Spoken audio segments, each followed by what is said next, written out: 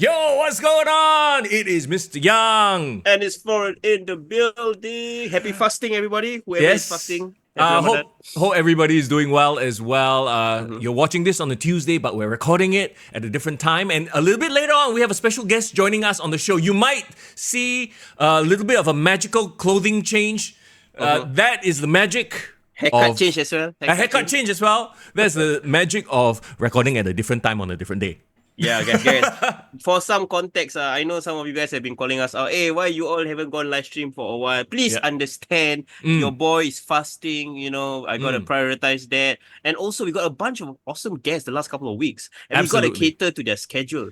Can't be we were very motivated. You see the SPD interview. He recording from his office. We have to crunch a bit. Later, all his colleagues see. So we gotta make it happen. We'll do our best. But we appreciate that we got to chat with him and find out a very different side of him. If you've only known him from his shenanigans as Sean P. Diddy in Grapplemax, then you will see a very different side of him. And I think you'll appreciate what he does a little bit more. But yes, that chat is coming up in just a little while. As always, hey, we have a Discord. Come join the Discord. Link is in the bio. All kinds of chats going on there. Whatever style of wrestling you love. You love Japanese wrestling. You love local wrestling. WWE, AEW. We have different sections for all the fans to talk about it. Yeah, and definitely, I think, with WrestleMania season coming up, we are kind of knee-deep in WrestleMania season. Yeah. The Discord is always popping. And also, shout out to all our patrons. You guys have helped increase the number of patrons there thanks to your support. So we really appreciate it as well. We love you, patrons, but we love everybody also lah. But thank you so much for helping us, proverbially keep the lights on, right? Yeah. On the road to WrestleMania. Oh, by the way, before we get to that, lots of awesome perks in Patreon. We've been hard at work. Like Mr. Young, you know me, I'm a talker, I ain't a writer.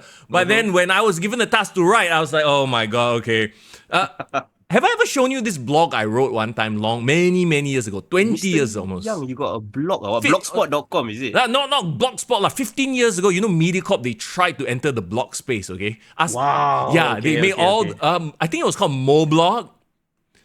Wow, it's coming back to me, man. Yeah, and somebody shared with me on my personal gaming Discord, right? Old archived Moblog. Because, everything that's on the internet has ever been on the internet will be somewhere on the internet, right? Yeah. Someone actually found the archive link, and I actually did written reviews of WWF pay-per-views. Wait. So back in 2008, you were reviewing shows from the 90s, or no, from when the shows would happen in the 2000s, and I was putting them up there. I was like, oh wow, a little writer going on here. But of course, I never kept that up because I rather talk about it than write about it. To be honest. But interestingly, so you're through this recent SW20 campaign that we're doing, you're kind of reconnecting with the inner writer in you somehow. In a way, yeah, absolutely. So, the reason I bring this up is because every time there's a local event, you talk about the Singapore wrestler rankings and ratings that we have, right? What we do is on our Patreon, we do a little bit of a write-up, and we put on our scores, our quote-unquote star ratings, and we try to give constructive feedback as to what worked, what didn't work, and more importantly, at the end of the year, we want to celebrate, the very best of Singapore wrestling and Singapore wrestlers. Yeah, so just for context, at the end of the year, the Singapore Wrestler Top 20 will be announced. We'll have the list, we'll do the countdown, we'll have an analysis of everyone's performance, and they will go into our yearly Kick to the Gut Awards 2024, right? So we will announce and award the Best Local Wrestler and Young Boy Rising Star Award through a more, I would say, fair rating criteria. Now, interestingly enough, and you want to call this a bit of a tickle, a little bit of a tease, sure, because we won't jump into it yet, but apparently we've gotten our first threat as it relates to this list that we are doing. The SW20, yes. Apparently, we have ruffled some feathers. Apparently, some people really want to be on the list, and while there are threatening certain actions, apparently there was a threat of arson. I didn't know about that, but I saw it after the fact. But what I can tell you was, over the weekend, I was also at the SPW event, Stronghold, right? I've had a wrestler come up to me and say, hey, I purposely do this move, introduce this new style, because I want to catch your attention, guys. I want to be Is part of the that right? SW20. Right, Yes, right. yes, yes. So we'll put it out on socials soon because we managed to get a couple of interviews thanks to our interns extraordinaire, Saleh. Yeah. So this SW20 is heating up. It's not just in Grapplemax. Okay. SPW wrestlers are hearing about it and wanting to be on the list. So Yeah. if you guys want to be part of this ranking booking committee, please consider joining us on Patreon. Link in the description. You see all those stickers, all Yeah. those Yeah. names. They're part of it as well. And we appreciate that. Once again, I want to put that out there, right? Please do you. Do what makes sense for you. Okay? Don't just anyhow add a triple flip just because you want to be on some rating scale. Okay? This is not the Dave Meltzer PWI whatever index. Okay? I do not reward triple flips for no reason. There has to be a reason for everything you do. Yeah, I mean, definitely we're giving recognition and we're trying to elevate the scene in our own way, but we're also giving feedback to help people improve. Not saying that we are like some star trainer or we know like we are like a wrestler extraordinary, but we are wrestling fans, and I think wrestling fans know what works and what doesn't work because we will watch it, right? If it works. Absolutely. Right? So okay, that being said, yes, can't wait to find out who exactly threatened to burn down the studio. On social media, When they say studio, I really can't tell. Mr. Yang, is it going to be your house studio? Yeah, is it going to be my room? Pretty much. So I take huge offense to that. Pretty much. Okay. We'll just have to wait and see later on when we talk about the SPW Stronghold review. Also, it would be hilarious if we were still recording in the old studio, which is my Power 98 studio, which is in CMPB. Because that one hilarious if that threat went out. You try. That one, all of a sudden, you see. People knocking on your door. Very good. Don't play. Right. Well, we shall recover from that. But before we go into all the local wrestling stuff, all the chatter about local wrestling, can we kind of review and look back at this past week in the wider wrestling world, the two major promotions, WWE and AEW? Okay, foreign. I have a bone to pick with you at this point. You want to scratch my bone? Why? No, what? No, I have a bone. It's a saying anyway. Okay. Yeah, it's not enough. We're getting threats now. Something is tearing us apart, bro. I feel very sad. What happened, bro? Last week's show on the previous episode, previously on Kick to the Gut, you talked about how Dynamite was actually very interesting to watch. You know the episode where Okada debuted and you had the Young Bucks, blah blah blah, all that kind of stuff, right? I remember you were like, all right, you know what, Mr. Young, you should go and watch that episode. It was actually not bad. So I went and watched that episode. And okay, I'm hearing. I'm all okay. ears. I am sorry, but at this point, right, the Young Bucks, they have X-Pac go away heat. And that's the last people you want to put with a hot new signing like Okada. Like every time they come on and they do their shtick, it's like that. How do I put this? It's like, why do I want to watch bad acting? So it was insufferable, and the whole show was kind of like, it wasn't like, okay, the action wasn't bad, but it just wasn't good. Okay, you know what AEW is? It's just not good TV, is what it is. People always say, oh, Mr. Young, don't compare, you shouldn't compare WWE. I'm comparing with entertainment as a whole. AEW is just not good television. There's no payoffs. There's no reason to watch. Every week is sort of like kind of the same thing, And I watched this week's AEW as well. And yes, we'll get to it, right? The Mercedes Moné debut. Did you see the ratings, by the way? I did see both ratings the last 2 weeks coming out of AEW Revolution. So, first of all, last week, the post-Revolution, there was no buzz. The ratings were not great, right? So you think that, yes, Mercedes Moné, they had been hinting already. Short of saying, Sasha Banks is coming, they pretty much announced that Mercedes Moné was coming. And they did it in Boston. This is like their standard already. Debut a wrestler in their hometown to guarantee the pop. Yeah. Like CM Punk in Chicago, and then Mercedes Moné in Boston, right? So we start off with Mercedes Moné coming in a Mercedes, of course, right? They showed the shot of Mercedes a little bit on the dot, on the nose. We get it, right? Yeah. I think he's trying to get a sponsorship from Mercedes at this point. I think so, a bit. Huge pop. Don't get me wrong. It's like, if you were watching this for the first time, you're like, wow, who is this star? This is somebody, right? And then, you know, the pageantry, she has the awesome like outfits, and then, you know, her hair is always on fleek. What about that team, bro? Tell me your thoughts on that. The first thing that came to mind, I know you mentioned this on Discord, it was the same thing that came to my mind. Hey, this one Gunther song ah. It is the I forgot what it's a Beethoven, it's a classical piece, right? It's a very famous piece. Yeah. So she uses the tune in her intro. I'm like, hey, Gunther's, yeah, what's going on? Yeah, it's a copyright-free song lah. Yeah, to yeah. be fair.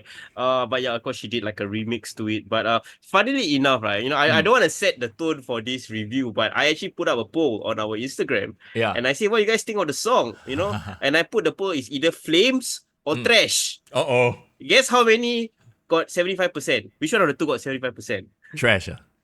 Yes. Okay. And then the one that voted flames, right, is your usual suspects. The AEW fans. Yes, the AEW fans. So it's very interesting to see. And I'm not biased in any way in terms of like, you know, I just put it out there. I just want to see what people's thoughts in general. Okay, at this point, right, I feel like we should just stop saying that. Oh, I'm not being like we try so hard to be objective, but then we also have to justify. I'm over trying to justify being critical. You know what I mean? I'm very over that. Where's the line between like you're critical for it because you are being critical, or maybe because you are very used to WWE's style, so that anything else different is? I just said it just now. I compare this to entertainment, to television. This is what this. I am not comparing it to the WWE. I'm comparing it to television as a whole. Right? Is this a show, 2-hour show, that's going to keep me watching? I'll tell you right now, and the ratings bore it out exactly. I stopped watching halfway through AEW after the Mercedes Moné debut, and then the main event wasn't the title match wasn't the main event. The main event was like Willow versus Riho. Riho, sorry. Willow versus Riho, right? Yes. Like, I have no interest in watching that at all. Nobody gives a right? And I know that Mercedes Moné did a thing where, Willow and I have unfinished business. Even that wasn't enough because Willow is not a star. Nobody knows who Willow is or cares who Willow is, right? Except for the diehard AEW fans. It's not like The Rock shows up and he says, I have unfinished business with Seth Rollins, and then Seth Rollins is in the main event. At least Seth Rollins is a big enough name that we're like, let's see what happens. I don't give a flying F about Sasha Banks versus Willow. Not one damn. Well, and for me, right, so a lot of people think that, you know, I'm just trying to be objective for the sake of being objective. They're like, fine, you know, is it really that good? Why are you trying to justify? Yeah. But for me, right, I think I've opened my mind to like, okay, I understand this is AEW's style. Their style is going to be, they're going to have these so-called dream matches. They're going to put people based on different styles. The storyline maybe secondary is more about the wrestling, right? It has worked in certain aspects, right? Ring of Honor, sometimes NXT, but we realize, and I think everyone has kind of accepted, right? If you want wrestling to be popular, it's not enough that it's just about the wrestling. Like we know that. We know for a fact that the most popular style of wrestling, whether it's because it's North American style of wrestling that is the mainstream, people expect stories to be told. People expect he's fighting this guy because this guy is not happy with this guy, or there's some storyline, right? The Japanese style of wrestling where it's just about matches and, you know, fighting spirit and all that, they have an audience, but you can tell the audience is way smaller than the casuals. Absolutely, because it's a form of entertainment that's not. You will only appreciate it if it's something that you appreciate. It's like, okay, let me give you an example, right? You watch a television series. Is the story like quite boring? It's not very engaging, but the special effects are freaking awesome. That's what AEW is. It's like, wow, the special effects, like, you know, quote unquote, the technical shooting, the ability of the cameras, like, you know what I mean? The cinematography is great. But the show, like, there's nothing to look forward to next week. You know, so that's what AEW is to me. So Avatar lah, basically. I've never watched the second movie. I didn't like the first movie. I thought it was boring. But the crazy thing is the highest grossing film, like, got $1 billion. I don't understand who's watching it. But you can't use the same argument on AEW. No, you can't. Well, that's the thing about Avatar. I know this is a bit of sidetrack, but do you remember when Avatar came out? It was during 2009. Yeah. the boom of 3D. It was the first legit 3D movie. Yeah, So yeah, I yeah. feel like in a lot of ways, it benefited from that because there was a gimmick. It was a gimmick match that everyone Mm, bought into the gimmick. Wow, 3D, wow. And then after that, that whole genre died. That's why Avatar 2 didn't do great. yeah. Okay, so my question is right. Mm. So you watched AEW the last 2 weeks. You clearly didn't enjoy it all the way through, and the ratings seem to reflect that the ratings didn't get a pop, that we didn't get the 1 million viewers that we Yeah. thought we would get from Mercedes Moné. They did get a good start because, Yep. of the anticipation. But yeah, by the time the main event came around, it was like, the average was, I think, around 800,000. Yeah, 800,000. So they lost quite a bit along the way because the rest of the show wasn't compelling. They don't have stars, Yeah. And Yeah. yeah, And it's almost as if like we can't really tell whether that initial jump, right, in bump in the rating, was it because of Mercedes Moné or Big was it Bang. for the Big Bang? Yeah. The Big Bang.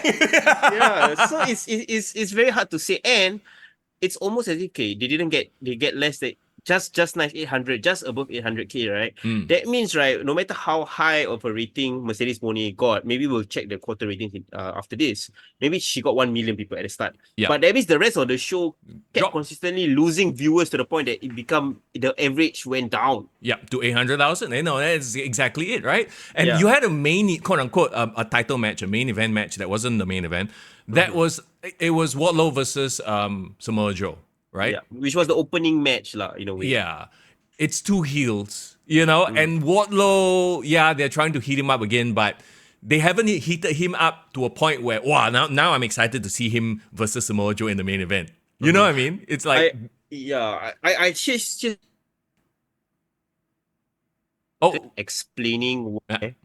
okay, we hit a something bit of a lax patch there. Haven't had one of those in a while. Yeah, can you hear me? Oh, you know why? Because we're talking shit about Tony Khan, bro. Tony Khan is listening. Very scary. It's really almost legit, Okay. Okay, go ahead. Everything's good. Everything's Yeah, good. yeah, Okay. everything's good. No, I think I read an article where Bryan Danielson was kind of explaining that why he didn't become champion. Why didn't he become AEW World Champion? And then he talked about, like, we should use our star power to build other stars, Sure. the newer stars, people like Swerve, people like Hangman Page, MJF. These are the people that deserve to be the ones at the forefront, and his job is to push people.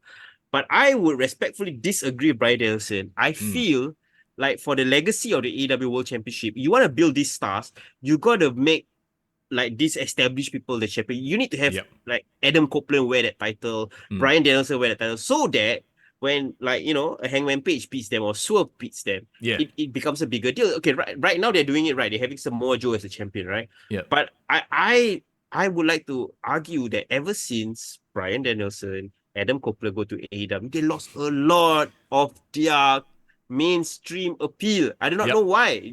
It's just the way they are presented in AEW doesn't feel like a big deal. It's you just said it. It's the presentation. They've been made to look like just any other. It's like, if you see The Rock, I'll give you an example from the WWE. Like, I hope The Rock doesn't stick around too long, because if we see The Rock every week, he becomes not special anymore. He becomes just, it's The Rock lah. We see him every week. What's this? Point.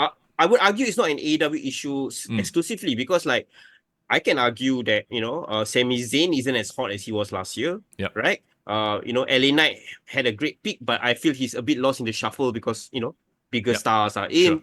Sure. Even to a certain extent, I feel like Gunther, I feel like lost in the shuffle because, he it's almost as if the IC title is almost beneath him at this point. Yeah. So it's I wouldn't say it's just an AEW issue, but I think AEW is lacking in that star power because their supposed stars are not being presented like stars. Yeah. Either they're being too nice or whatever the situation is, We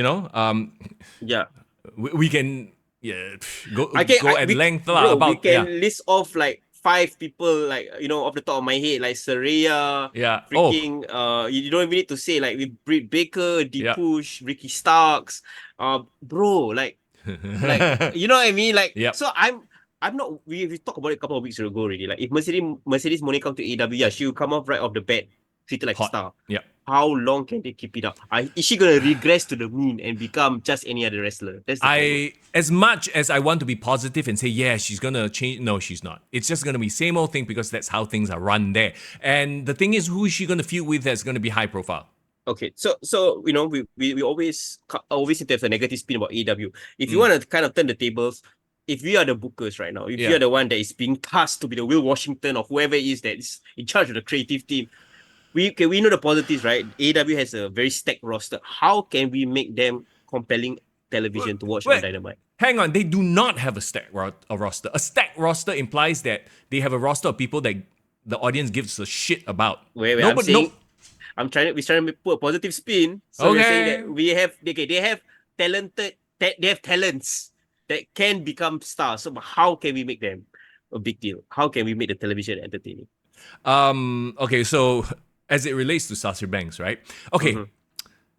Is it wrong for me to say that even though, yes, I agree that Sasha Banks had a lot of really epic matches with Bayley and she was part of the revolution in the WWE, right? She as a promo is not great.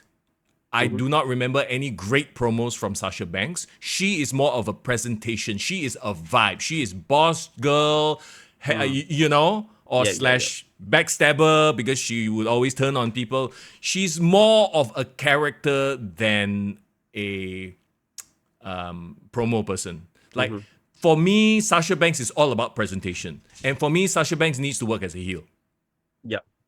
Yeah.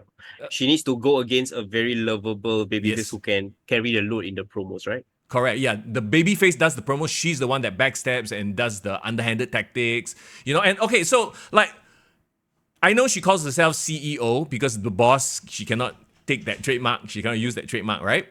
But what does that mean? Does she actually have a title of CEO or is it just a gimmick? Yeah, just a gimmick, right? Because you see, you are in a company that has EVPs who are actual EVPs. Do you know what I mean? So I'm like, so that's just a gimmick lah. That's you don't actually hold any power lah. Okay, then what are you exactly? You know what? I would have wanted to see her if she wants to be called herself a CEO. Yeah, it would have been a natural fit to put her together with the Young Bucks in a very weird way. Yeah, I mean, as a quote-unquote authoritarian figure, a heel, right? Yes, and this goes into the point about trying to tell stories through AEW, right? We don't want Sasha Banks to go to AEW just become Sasha Banks, right? Yeah. We want to see something different. Imagine she actually aligned herself with the Young Bucks and Okada. Then suddenly, all of a sudden, you have this authority stable in AEW. Okay, you know what the problem with that is? It's a group of people, or it's an entire stable of people who can't freaking talk. I was just about to say that. Who's gonna carry the promo work? No, none of them. Young Bucks think they can carry the promo. They cannot. They are awful promos because they do not have the gravitas or nothing about them. Like they're supposed to be these sniveling heel managers now, right? Yeah. And they are throwing all the tropes out there. Like it's almost eye rolling. Like if you're trying too hard to throw a trope and to say the words, it means you're coming off fake. It's just to me, it's just bad acting. Okay, so looking at the lay of the land, looking at all the talents in AEW, who should be the one that is prominently featured, and what is a potential big story that they can tell? What they have right now? You're talking about in relation to the women's division lah, Moné lah, only with Moné and overall.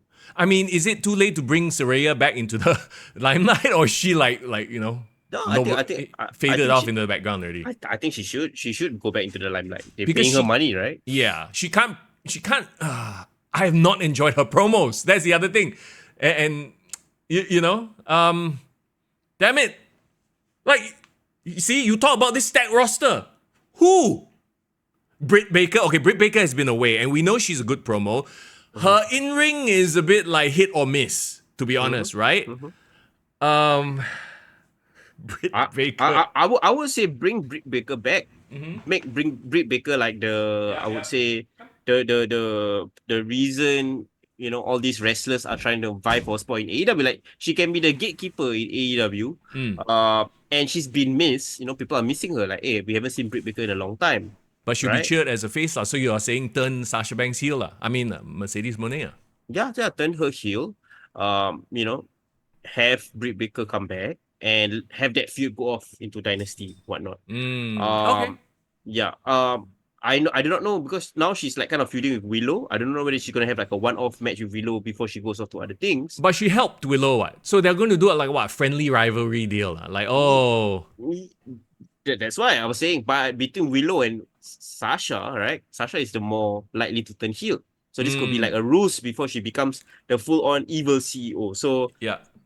So one thing I must say about AEW is they have been subverting expectations, right? Mm-hmm. Will Ospreay is well known for being a heel in New Japan. Okada is known for being the top babyface in New Japan. They come to AEW, they completely switch roles, right? So at least they're giving something new, but how can they build on it? So that's the question. So right now they're trying to make. Essentially, they traded Jake Cargill for Mercedes Moné. To me, that's an upgrade, right? Yeah, sure. Yeah. So they have that. So they need Mercedes Moné to keep on that momentum, give her some wrinkle to her character, turn her heel, whatnot, right? For Okada, I think Okada, yes, turning him heel, giving him some sort of edge, being aligned with the most despicable heels, the Young Bucks, not necessarily a bad thing, but he needs to have a better mouthpiece beyond like the Young Bucks, right? They are not despicable heels. They're annoying heels. Get Yeah. it? I mean, like that distinction has to be made. They haven't done anything, but look, they fired Adam Cole. I mean, not Adam Cole. Adam Page. Adam Page Mhm. from their stable, not from the company. Like, what the is that? Oh, you Yeah. can't be a part of our group anymore. They fired Kenny Omega. Like, they think that this is getting them heat. I watched that segment and I rolled my eyes so hard. Like, you kicked them out of your group, big deal. Like, you know what I mean?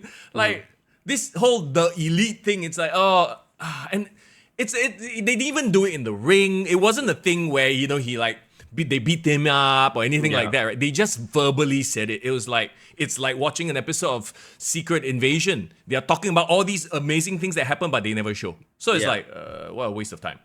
The problem is Young Bucks are not going away anytime soon. They have claimed their EVP-ness and entrenched themselves into the fabric of AEW, right? Yeah. So the only thing we can do is work around that. It's like we have to deal with Mr. McMahon. You have to work around Mr. McMahon, right? Right. Yeah. So I think Okada needs to be presented like a Yakuza boss, man. Like make him evil, despicable, menacing, can freaking clothesline your head off. Give him some sort of mouthpiece. And I'm not even talking like freaking Don Callis or what. Like, I don't want Don Callis. So what you're saying is make him Roman Reigns. Yeah. It's exactly what you just said. Oh, no. We can't compare. We can't copy the WWE. We can't do what makes sense. Some people are saying that he looks like the Japanese Cody Rhodes. Yeah, but because of the blonde hair. Yeah, Look, okay, like if you hair. want to go that route, yeah, but you need to surround yourself with a Paul Heyman. Paul Heyman is a lot of what makes the bloodline work, right? Yeah. You can have two goofy henchmen, sure, the Young Bucks fit that role, but you need, first of all, he himself, because English is not his first language, it doesn't come off menacing. And I don't know if he's ever been menacing. He's been a hero this whole time, Yeah. But has he ever been menacing? He has had a heel run here and there, but Okay. of course, it's not as well known as his babyface run, right? Yeah. So he needs. But looking down like the roster, I do not know who will have that personality or charisma to kind of fit with him The and also be able to closest, tell the story. closest is Don Callis, lor.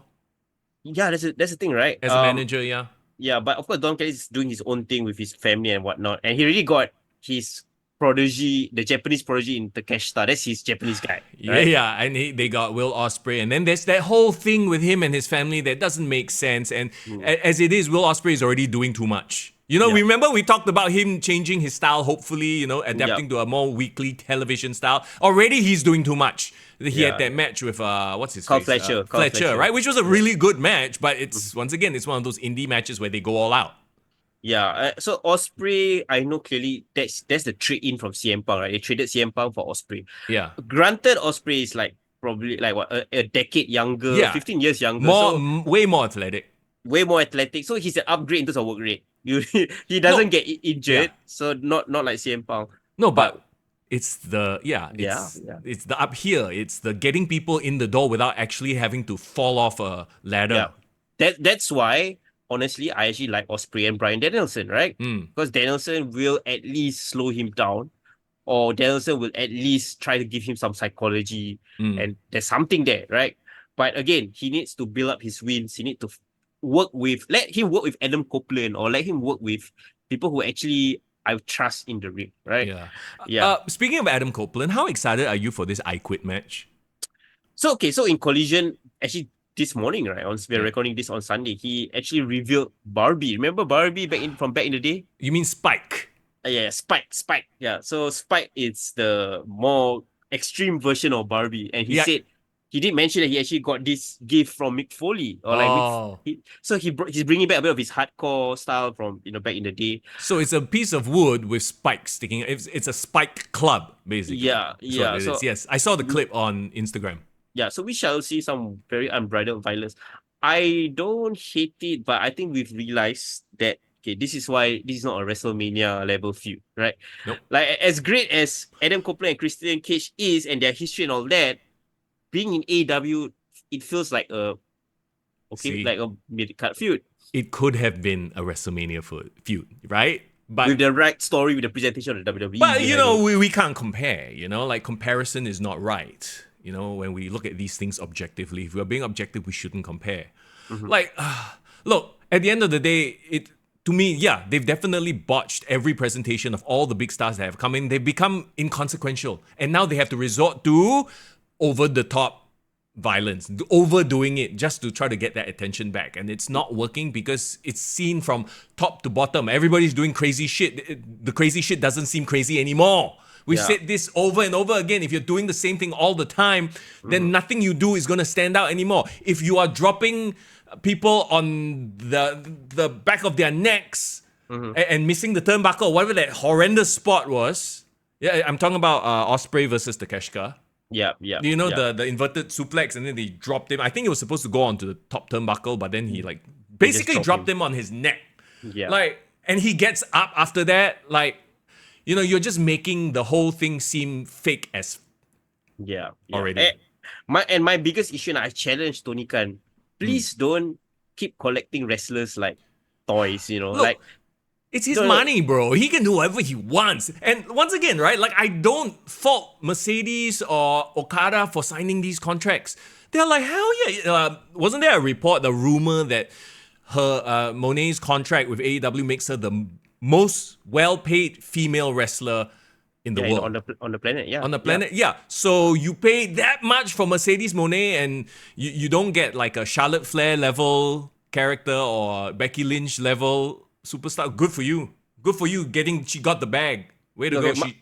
For me, it's fine. You want to buy wrestlers, fine. Then fire those wrestlers that are doing nothing on your roster. So what I'm saying is, right, don't keep buying wrestlers when you already have wrestlers. Why are you not doing something with the wrestlers that you already have, right? WWE built their stars. People who have been in the mid-card for a long time, they started pushing them, building their character. Yep. Now Jey Uso is a main event guy, right? Yeah. Like, what I'm saying is, they have stars there that is being overlooked, and that's why people like freaking Andrade went back to WWE. That's why Cody Rhodes eventually went back to WWE, because you have these people that's been there putting in the work, grinding. Ricky Starks. Ricky Starks should be in the main event scene. Do not keep buying stars and completely neglect all the other stars that you had all this while. That's my point. Yeah. Wow. We all know lah. He just wants his playthings, and he doesn't know what to do with them once he's gotten them. Get better writers. Do a better television product. Nobody's saying that the wrestlers have no talent. Of course, they're all you got legends, legit legends in there, but they're all presented like shit. Bro, Claudio Castagnoli. Who is that? Who, exactly, right? Yeah. But once again, we cannot assume that they feel like, oh, no, they get to do what they want to do. Like, for example, a person like Jon Moxley, right? This is the perfect place for him. He's getting paid, probably very well, and he can do whatever the hell he wants. He's happy, so let him do it. Whether or not we want to watch him is a completely different story. I don't think he gives a crap. Yeah, but some people say that they are not even wanting to do any of the things that Tony Khan is asking them to do. They just straight up say no. No, and then they're okay with it lah. He's okay with that lah. Yeah, okay, so what I'm saying is, they do have a chance they are refreshing their roster, they are bringing new talent, and I don't like it, because to me, it's then what you do with your previous talent, right? But now that they have these people, they have all these new players on the chessboard, let them mix it up, let them build better stories. I just want to have better stories. And don't tell me, just watch on their YouTube. Their YouTube got great content. To me, it's like that's a symptom of the hardcore fan where I will just devour everything. But if you really want to build them to be a star, look at The Rock. The Rock cut a freaking 10-minute promo on social media and still repeated a lot of the same points on TV to help, so that the casual fans, people who watch it, are aware. I don't freaking watch his 20-minute runs on social media. I love The Rock. I don't have that much time, or I don't care that much, right? But that's exactly it. Like, they do it so well. They understand a presentation to the mainstream audience. They understand that you need to hit the bullet points and then bam. So that they can cut it. And even if they go a bit long, they'll cut it into a nice little package. You pay attention to all these things. It's a presentation thing. WWE, if there's one thing they do best, it's maybe they don't even tell stories that well. It's they know how to present things to dumb Fs like us. The mainstream audience, right? Call it what you want. Yeah. At the end of the day, like, I want AEW to succeed. And I've always wanted AEW to succeed. It's more about knowing what works, right? Yeah. You can be different. I feel like you can tell a story or like a wrestling based product, make the wrestling the forefront. But even UFC fights, the way they build their fights, right? Yeah. I do not know anything about these people, but I see the 3-minute promo. Yeah. Okay, now I want this guy to be that guy. Yeah, yeah, exactly. Yeah. Right. They tell their stories, they give you a reason to support them. Whether it's something as simple as this is the hometown hero, or they had to fight through poverty to get there, or they had a hard childhood, whatever it is. Yeah, you understand, you learn their story. As opposed to, this one is a champion in Japan, this one was a champion in Russia, and now they are fighting. It's a dream match, y'all. It's a dream match. Huh? But I don't know anything about them. Yeah, I want to know their motivation. I want to know why Kyle O'Reilly is back and what I saw he put stuff on social media, how his recovery. I want to see that on TV. I want to see that at Dynamite right before he goes to have his comeback match, right? So these are opportunities that they can tell, and I hope they make use of their television well, whether it's Collision, Rampage, or Top to supplement Dynamite. Bro, you let me know because I tried. I watched 2 episodes. 1.5 episodes because I couldn't get past the Moné episode. After the halfway point, I'm like, okay, I'm done. I watched the title match already. There's nothing else to. I'm not sticking around for Riho versus Willow. Yeah, but you know what? Shout out to our friends Gaddafi, Najwan. People who are watching AEW consistently. Keep telling us what's good about it. So I would want to check it out. Right? Okay. So, didn't Okada have a match as well? Okada have had 2 matches since he come back, but it's all 6 men, I believe. Yeah, that's 2 matches too many already. If you want him to be the Yakuza boss or whatever, the badass final boss type, he's had too many matches already. He shouldn't. He should. Going back to that whole thing, right? If you want to really do that, have him be in matches. If he ever has a single match, have him destroy people. And that's why he doesn't show up once in a while. They keep talking about him being the greatest wrestler ever. So why are you letting him wrestle all the time? Yeah. Make people want to pay for it. It's a presentation thing. Once again, they don't understand presentation. Have him show up. Yes, you advertise him, have him show up, have him be a presence, but he's not going to wrestle. I would say MJF as a heel was actually the best use of character. He wrestled less, but every match he wrestled was important and a big deal. Other than the stars that they've brought in, who have they created as a star? Other than MJF. MJF is the only guy. Yeah. Arguably he was there at that level in large part because of his feud with CM Punk.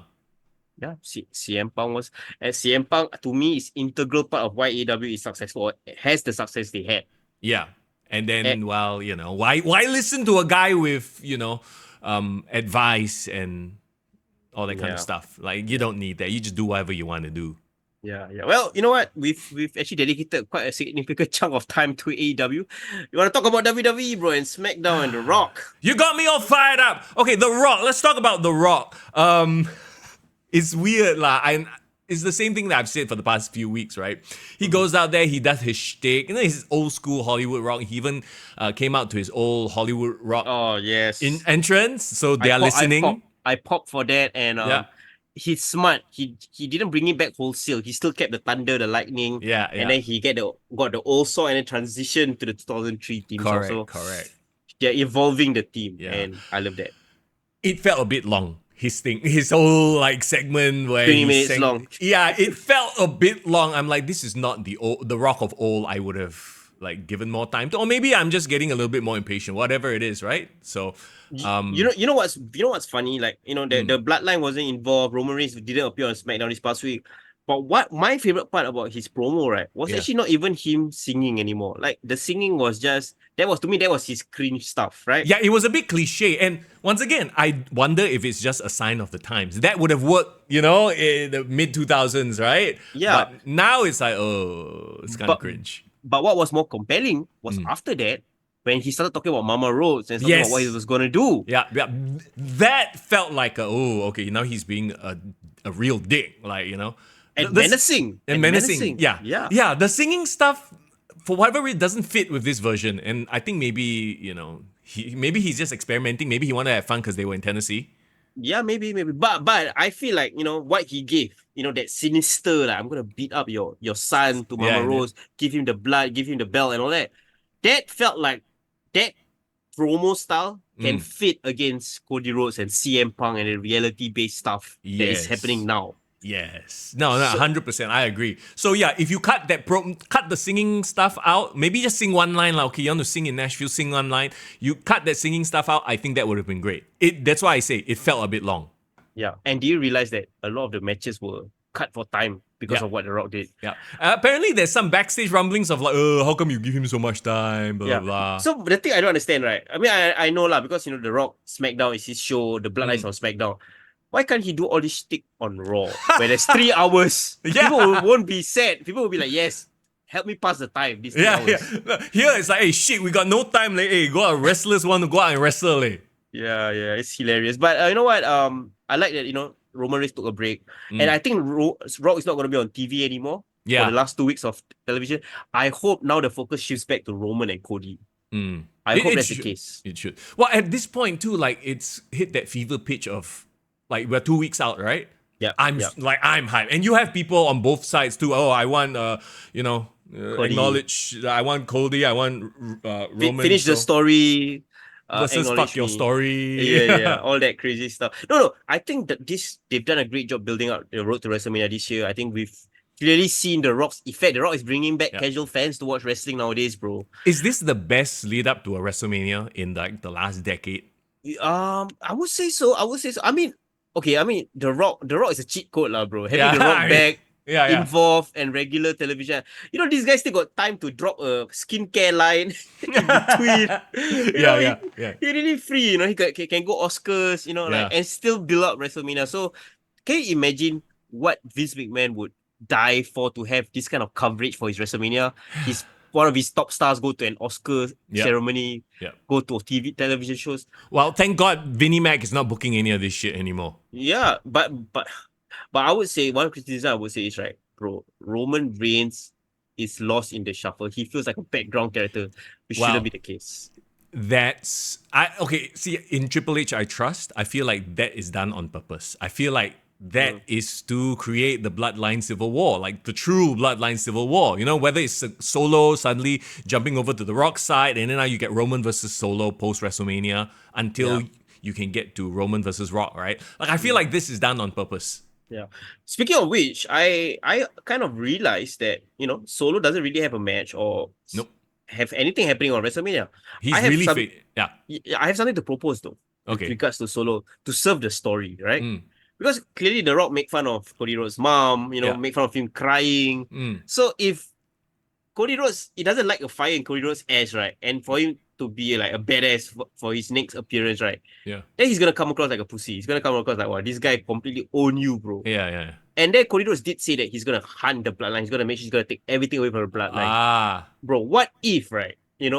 Cody Rhodes gets so incensed that he gonna personal attack you, attack my mom, right? Yeah. I'm gonna take out one of your bloodline members. What if he actually beats up Solo or somehow gets him away and kind of completely destroys him to the point of injuring him, taking him out of the equation before WrestleMania? Bro, the second you started on that sort of thought, right, I know exactly what you're saying, and I agree with you 100%. He did say the exact words, I'm coming to hunt the bloodline, right? Yeah. So yeah, the lead up to WrestleMania, he should be going out and trying to injure every member of the Bloodline. And this Rock promo is the perfect sort of like lighting the fire under the ass. Yeah. He cannot cry anymore already. He already cried enough. By the he way, really needs to do it. what did you think of that promo with Michael Cole?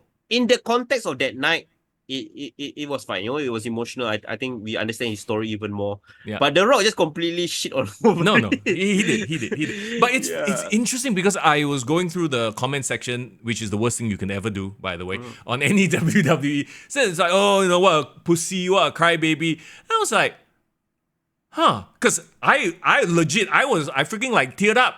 You felt it, right? I felt it, bro. I felt it. I was like, and this is the type of shit we used to give Cody Rhodes shit for in AEW. Yeah. No, but again, in the right environment, it works, right? I love that sit-down interview, and I thought, you know, it was emotional, and we do know his motivations now. But now I think we all are very clear. Everyone's established motivations. Yes. Now they got to start doing stuff. Like yes. Now it's time for the action, right? Yeah.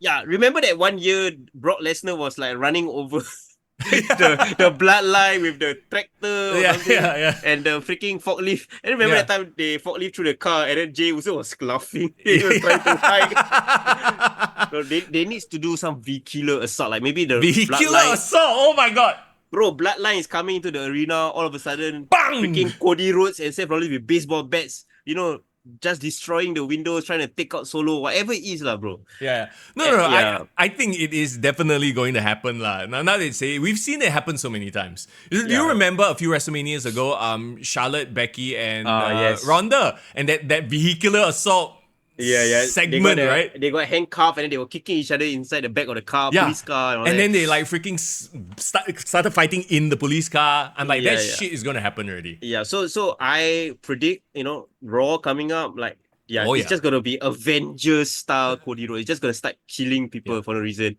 Well, you think about it as a story, like a movie, for example, right? Yeah, the first half is always the setup, You're setting up the emotions, the backstory, the whys. And then when you hit, like, you're nearing the climax, that's when all the action scenes start happening. Yeah, this is where it should happen, right? And, you know, like, I know it's gone under the radar, but to me, Jimmy and Jay cut both equally great promos, you know, Raw and on SmackDown. Yeah. So like you got Jay kind of, you know, setting the gauntlet. Like, I love that line, me versus me. That was... Wow.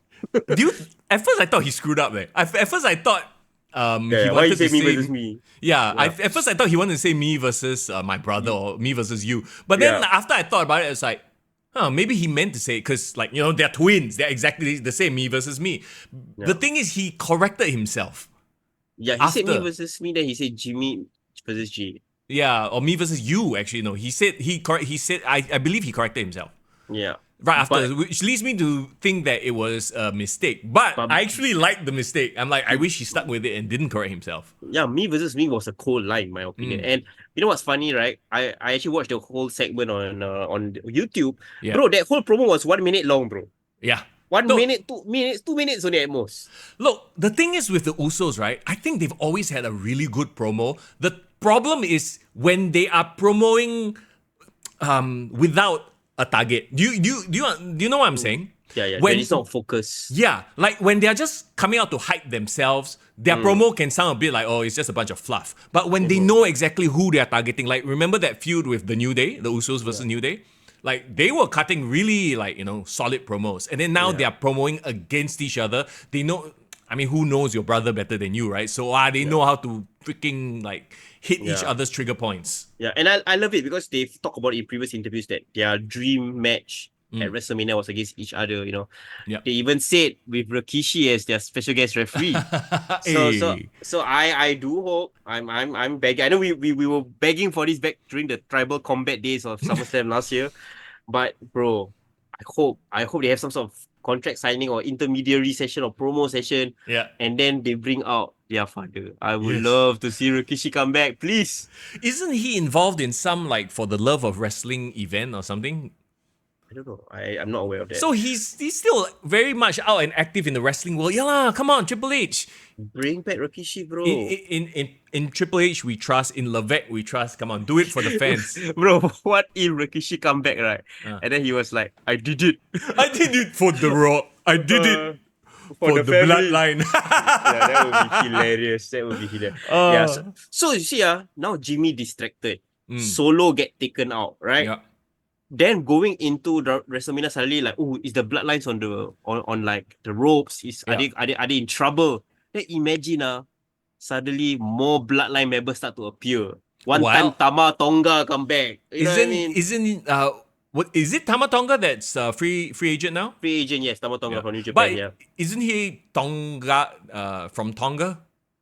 No. Tama Tonga is actually the son of Tonga Kid or Tonga Leo. But anyway, they are part of the Anoi family. Okay. They got link one lah. Got some link. All link, bro.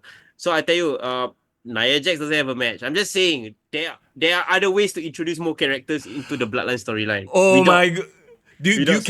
Can you imagine Nia Jax joins the Bloodline? The amount of heat she will get on top of the heat she already has. Yeah, I think it's gonna be incredible if she does. Okay, they need a girl enforcer there somewhere, for sure. Yeah. Well, I mean, Ava. No. Ava Rain. Ava Rain. Oh god. Oh. Not her, please. She's not ready. She's not ready. Yeah. Okay. So, that's my hope for in the next couple of weeks in terms of leading up for this Bloodline storyline. Very exciting stuff. Okay. Very quickly, let's talk about. I mean, it's all the Bloodline stuff, right? You got Drew versus Seth as well, which is a bit. It does feel like it's taking a bit of a backseat. Yeah, that's why. But it's still going to be an amazing match. Let's talk about the IC. Something very interesting is happening, right? So you had Sami Zayn beating Chad Gable. Yes. Very emotional finish to it as well. Because the way they presented Chad as well with the whole package, once again, is the video production about the daughter and everything like that. Yeah. And the quote unquote the backlash online, people were like booing Sami Zayn. People really suddenly now love Chad Gable, want him to win, to do right by his family. So I'm like, they're doing a perfect job of storytelling. And this is a guy that was doing comedy segments for like the past however many months. Suddenly, like oh my god, like yes, let's tell that story, right? Are we going to see a triple threat here for the IC title? Are they somehow going to shoehorn Chad Gable in? Well, that's the thing, right? Because they did it for the US title, right? They got RKO, Randy, and Kevin Owens to fight against Logan Paul. And it makes perfect sense because, yes, they started something with Randy at Elimination Chamber, but there's unfinished business with Kevin Owens. So it makes sense. Also, that means Kevin and Randy can do the bulk of the work lah. Then Logan does the crazy shit, the crazy stunts. And I think it will give Logan an out to retain the title, right? Because they get cancelled out somehow, right? But to put it back to the IC situation, wouldn't it be cool? 40th WrestleMania, they have triple threat for both mid-card titles. I think that would be cool. Each night, there's a triple threat. No, and see, here's the thing. No, that's exactly. And now there's an actual reason. Like, people want Chad Gable to have his moment. I would liken it to almost if Chad Gable were to win, right? It would be like Zack Ryder winning the Intercontinental title that one year. Yeah, it will be a fairy tale situation. And of course, we all love Sami Zayn, but I did say earlier in the podcast, his heat has really gone down. Like, he is not as big of a deal as he was last year. Because you see, he's like Kofi Kingston, Daniel Bryan, to a certain extent. There was a moment, there was a point where, everyone was behind him. Yeah. And they capitalized or didn't capitalize on those moments. Yeah. And I think the moment has passed, and I think he settled back down to that upper main event or mid-card situation. Yeah. He still deserves to be in the IC picture. I think he always talk about he wants to, get back to championship goal. But it reminds me of that Chris Benoit, Shawn Michaels, Triple H, WrestleMania 20 triple threat match, right? Yeah. Where, remember Shawn Michaels and Triple H had this crazy rivalry, and Triple H was like, no, Shawn Michaels was like, this is not over. We need to have that match at WrestleMania. But then one time Chris Benoit come in, win the Royal Rumble, and then inserts himself. And then Shawn Michaels not happy, right? Then Shawn Michaels like, no, I still want to be part of this. It's kind of a similar scenario, right? Like, Sami Zayn deserves to win it. Yeah. But Chad Gable not happy. He's gonna somehow force his way into it. And I would love to see them having that triple threat match. I think that would be really, really cool. Yeah. I don't know if Chad should force himself in because he's been such a upstanding, very honorable type of character. Yeah. I feel like it almost has to be some sort of last chance scramble match or something like that. They can write themselves into it like somehow lah, but you know. Yeah, but honestly, I feel like if you don't have him in the IC title picture, you're not gonna use him well. Like he's not gonna have another like worthy spot in Yeah. on the card. Put him there, 2 triple threat matches. What's the big deal? Put it on one night each. Why yeah. not? Yeah, for sure. Originally, I was like, I had it in my mind they should do a 6-person. They've done it before for Money in the Bank contracts, right? Yep. Like do a 6-person intercontinental title match, a ladder match, the one that Zack Ryder won. Zack Ryder did the same thing. Yeah. Yeah, and that's how Chad Gable could, come out like very shockingly win the title there, but they're not going that route because there is a ladder match. It's a tag team. Like how many? 6 Bro, team? 6 team tag team is gonna be 12 people, bro. So basically, oh shit, we have no actual matches for the tag teams because our tag team division, even though stacked, they haven't really built a proper story. So we just throw everybody in one match. Yeah, well, whatever. Like, it doesn't matter. I mean, gives Finn Balor and Damian Priest something to do. Speaking of Damian Priest, Miss Senor Money in the Bank. When, bro? When? No, not this WrestleMania. Not yet, not yet. Bro, and okay, how disappointing would it be if he came out to cash in on the IC title? Nah, it's gonna be a waste. It's completely gonna be a waste. And I honestly, I don't even want him to get involved in the world title picture because it's Drew's time, man. Drew's gonna win it back after all the great heel work that he's been doing. It's gonna be his time. But and I had a conversation with our friend Lloyd the other day about this, right, at the gym. It's like you can't put Damian Priest, you can't insert him into an already convoluted story. I mean, not convoluted, very well established storyline, which is the Bloodline storyline. You go and put in one Damian Priest is like a bit extra, leh. Whereas you put him into the World Championship, at least, okay, they all have a history. And then if Damian Priest does screw Drew out of the title, Drew has one more thing to gripe and complain about. Yeah. But I feel like they shouldn't throw all their chickens in one egg just because it's WrestleMania. I really feel that. Why you gotta do something big for Backlash in France, right? You gotta do something big for all the other pay-per-views. Save it, bro. He literally still got 2 more months, even after Mania, before his so-called contract expires. For all we know, it could be the Raw after WrestleMania. He comes in and cashes in. Yeah. I just feel that Drew just needs that moment. He needs that moment with the fans. I think as much as everything he says makes a lot of sense, even as a heel. Like, he does speak a lot of sense. So, what if, bro? What if yes, Drew and Seth have an epic match at WrestleMania, but somehow Seth still wins, but he's injured, he's all effed up, right? And then the next day on Raw, Damian Priest cashes in, and then Drew got more to complain about. Poor Drew, don't fuck with Drew, man. Like Drew, poor thing lah. You fuck with other people, please. No, because like he's like. We're enjoying him right now because he's cutting all these like it should have been me type promos, right? Like, okay, it's much better than it should have been me, but you know what I'm saying? Yeah. The impetus for his character right now is because he doesn't have the title. It should be his, and he's pissed about it. Once he gets the title, like, is he still gonna remain like that? Like, the promos might not be there anymore because he's already the champion. But I think that is just underestimating his talent, bro. I feel like he's been given the freedom a lot. He even managed to stand up to CM Punk and making CM Punk like an idiot lah with all the promos. Make fun of him. So okay, I mean whenever CM Punk is healthy and he comes back, could be we get CM Punk versus Drew for the World Heavyweight title. Don't you want Drew and Punk at SummerSlam or something? I think that's gonna be an amazing storyline. I think so. Okay. Yeah. So I think respectfully to like your discussion with Lloyd, and hey, tell Lloyd to join us on Patreon lah. He always talk to me about wrestling. Get him involved as well. Okay. But yeah, I think Drew and Seth need to have that one-on-one match. I think Seth being distracted / injured during the tag team match might cause him to lose the title to Drew, and I think it'll be a big moment for him as well. Unless, of course, he turns and screws Cody, and then there's that whole thing. They did throw that wrinkle in. Michael Cole did bring that up. It's like, can you trust a guy that you've had a, history with? So I like that they at least referenced it because remember the whole Red Tete match in the Hell in a Cell? Like these two hate each other technically, and now they're like best friends. Like okay, I mean things change, right? And people change. I think that's the reasoning Cody Rhodes gave, right? Yeah. But that's the whole point. You got 52 weeks of television. I think every single wrestler or character on Raw SmackDown needs to have multiple layers to their character. Some of them do, some of them do, some of them don't, but you can't cater to everybody lah, unfortunately, right? And this is the main difference I see between we're comparing again WWE and AEW, in that AEW, you got all these links, but these stories are never told properly. So that's why I say use what you have, use your current roster. Yeah. Give them all these wrinkles, give them so many stories so that they're involved. Yeah, it's like, I'm a huge Marvel fan, right?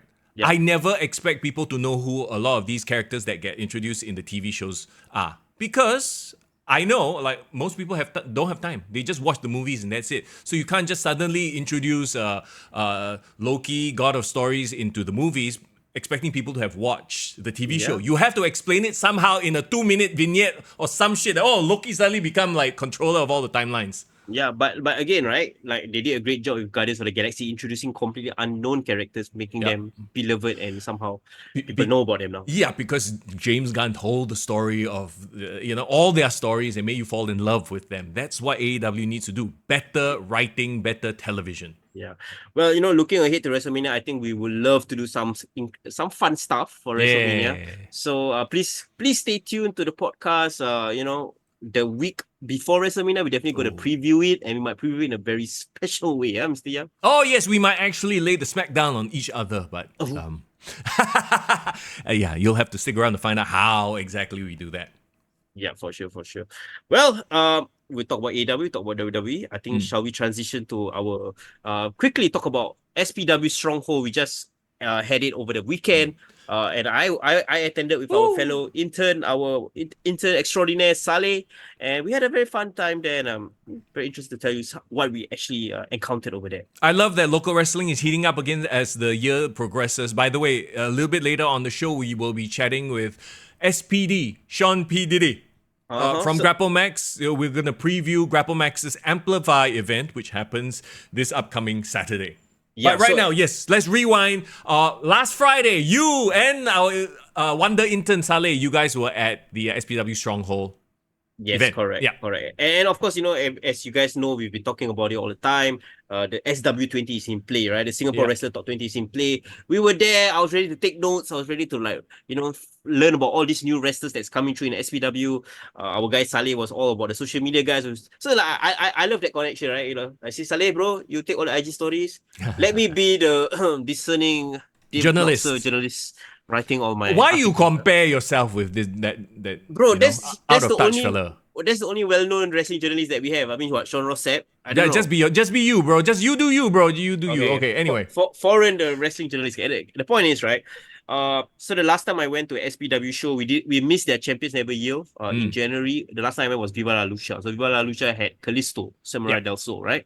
So it was built on the strength of a so-called big, international name. Yeah. But this one, they had their big matches, like their top stars, like Eden Rex fought against a Carlo Cannon from I'm not sure exactly what was his home promotion, but he's from Melbourne. He's apparently the MyPW World Champion as well. And then Statement had a match against the 0-1 champion, which is like a Japanese promotion, I believe, and against Chris Weiss. And I don't know whether you've managed to see Chris Weiss in person before, bro. I have, and he looks the part, lah. Dude he's a jacked up Johnny Sins. He's a jacked up, tall ass Johnny Sins. He looks like Nathan Jones, bro, from back in the day. Sure, yeah. So I was curious to see, with all due respect to all these people, they are not like well-known international stars. They are great wrestlers, I'm sure, and they have their own following, but they're not well-known stars. So it was more of like a low-key card, I would say, and unfortunately, the crowd reflects that. It wasn't a full house, right? Okay. It wasn't a full house. So a lot of factors can go into it. It is Ramadan, of course. Yes, people that's right. people might not be, attending wrestling shows. We had even the Lion City cult, wrestling cult, Nina. She said she's not attending because of Ramadan. And then, of course, I'm not a parent, and nor am I a student, nor am I a teacher. So I didn't know that it's currently the March holidays as well. Correct. It is the March school holidays right now. So, there are a lot of people who travel overseas during like the 2-week break, right? So a lot of them might be in Malaysia.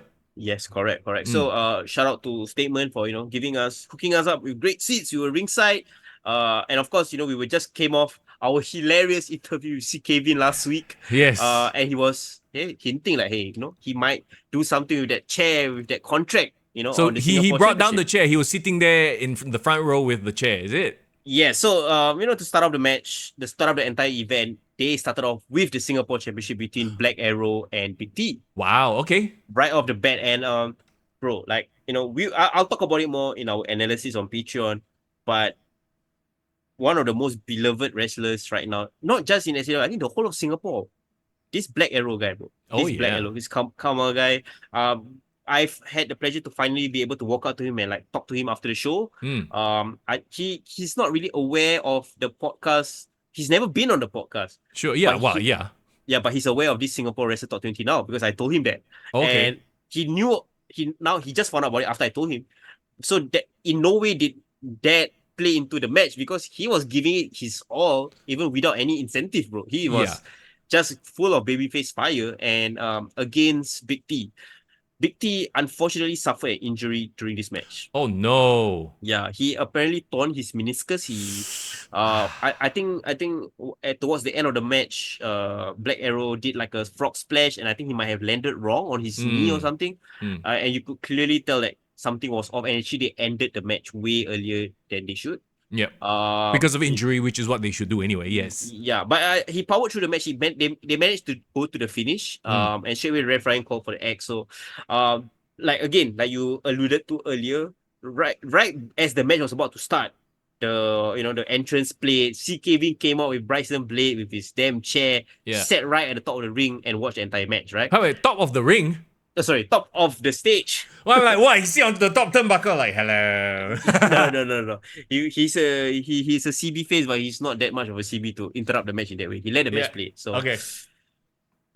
Keyword, he let the match play while it was happening, but the moment the match ended, and like Big T was like injured and like the ref was distracted, he came in, kind of sneaked up behind Black Arrow and just lay one of those like flying uppercut Cesaro style on him. Okay. And proceeded to beat his ass, beat him out with a steel chair. Beat him, whack him there, and he's all for his taking, right? Right. But this idiot just walked away after that. Huh? And then he got on the mic, then he said, consider this a warning shot. Mind games, bro. Mind game. He could have taken it, but yeah, he was like, he even got time to shit on Big T, you know what he said or not? What? He said, bro, you injured bro. Why? Fasting is it? Weak Wow. Then the crowd was like, boo. There's a line you don't cross, bro. Boo. Okay, so just you telling me that, right? Like describing it like that. I get the idea of mind games, but if you have the title within grasp, why wouldn't you just take the title? Like that kind of doesn't make sense, especially after you've been laid out with a chair. Like, shouldn't you be like, oh shit, he's down. It's time to take the title. But I think CKVin in his cockiness, in his overconfidence, in his abilities, maybe he thinks he can toy with the champion. Like he can take his time, right? He said, no one tells me when I want to cash this in. I decide for myself, So he's making it clear, laying down a gauntlet, clearly setting up a match with Black Arrow down the road. Now that, unfortunately Big T is out of the picture with his injury, CKVin is like all clear to go for the title. Isn't the point not to actually have a one-on-one set date? Like, doesn't he want to... Like, it doesn't make logical sense to me. You know what I mean? Yeah. The way this thing played out. No one knows what's on CKVin's mind other than CKVin, right? Let him cook, I guess, is the phrase. Let him cook. Yeah. So overall, it was a good opening match. Unfortunately, the full potential of this match was hampered because of the injury. The CKVin presence and Bryson Blade was there, so it was fun. And I would love to grade CKVin, but he was technically not part of the match, so my star ratings were reserved for Big T and Black Arrow. Yeah. All right. So the second match on the card is actually CBK, another crowd favorite, Cheeseburger Kid, or another well-known colloquial term. Yes. Fighting something kia. Yes, something kia indeed. Something kia. Yeah, so CBK challenged against the guy who threatened arson on us, bro. Okay, so yes, talk to me about Mason Yeah. versus CBK. Okay, so CK Vin has previously talked about this up and coming tag team, this up and coming duo who's new to them, right? They new to the company. They call themselves the Midnight Bastards. Very appropriate name because this Mason guy, right? First came out, all cool with his leather. He has tattoos. Handsome fella, bro. I gotta say, respectfully handsome fella. Okay. Bad boy vibe, right?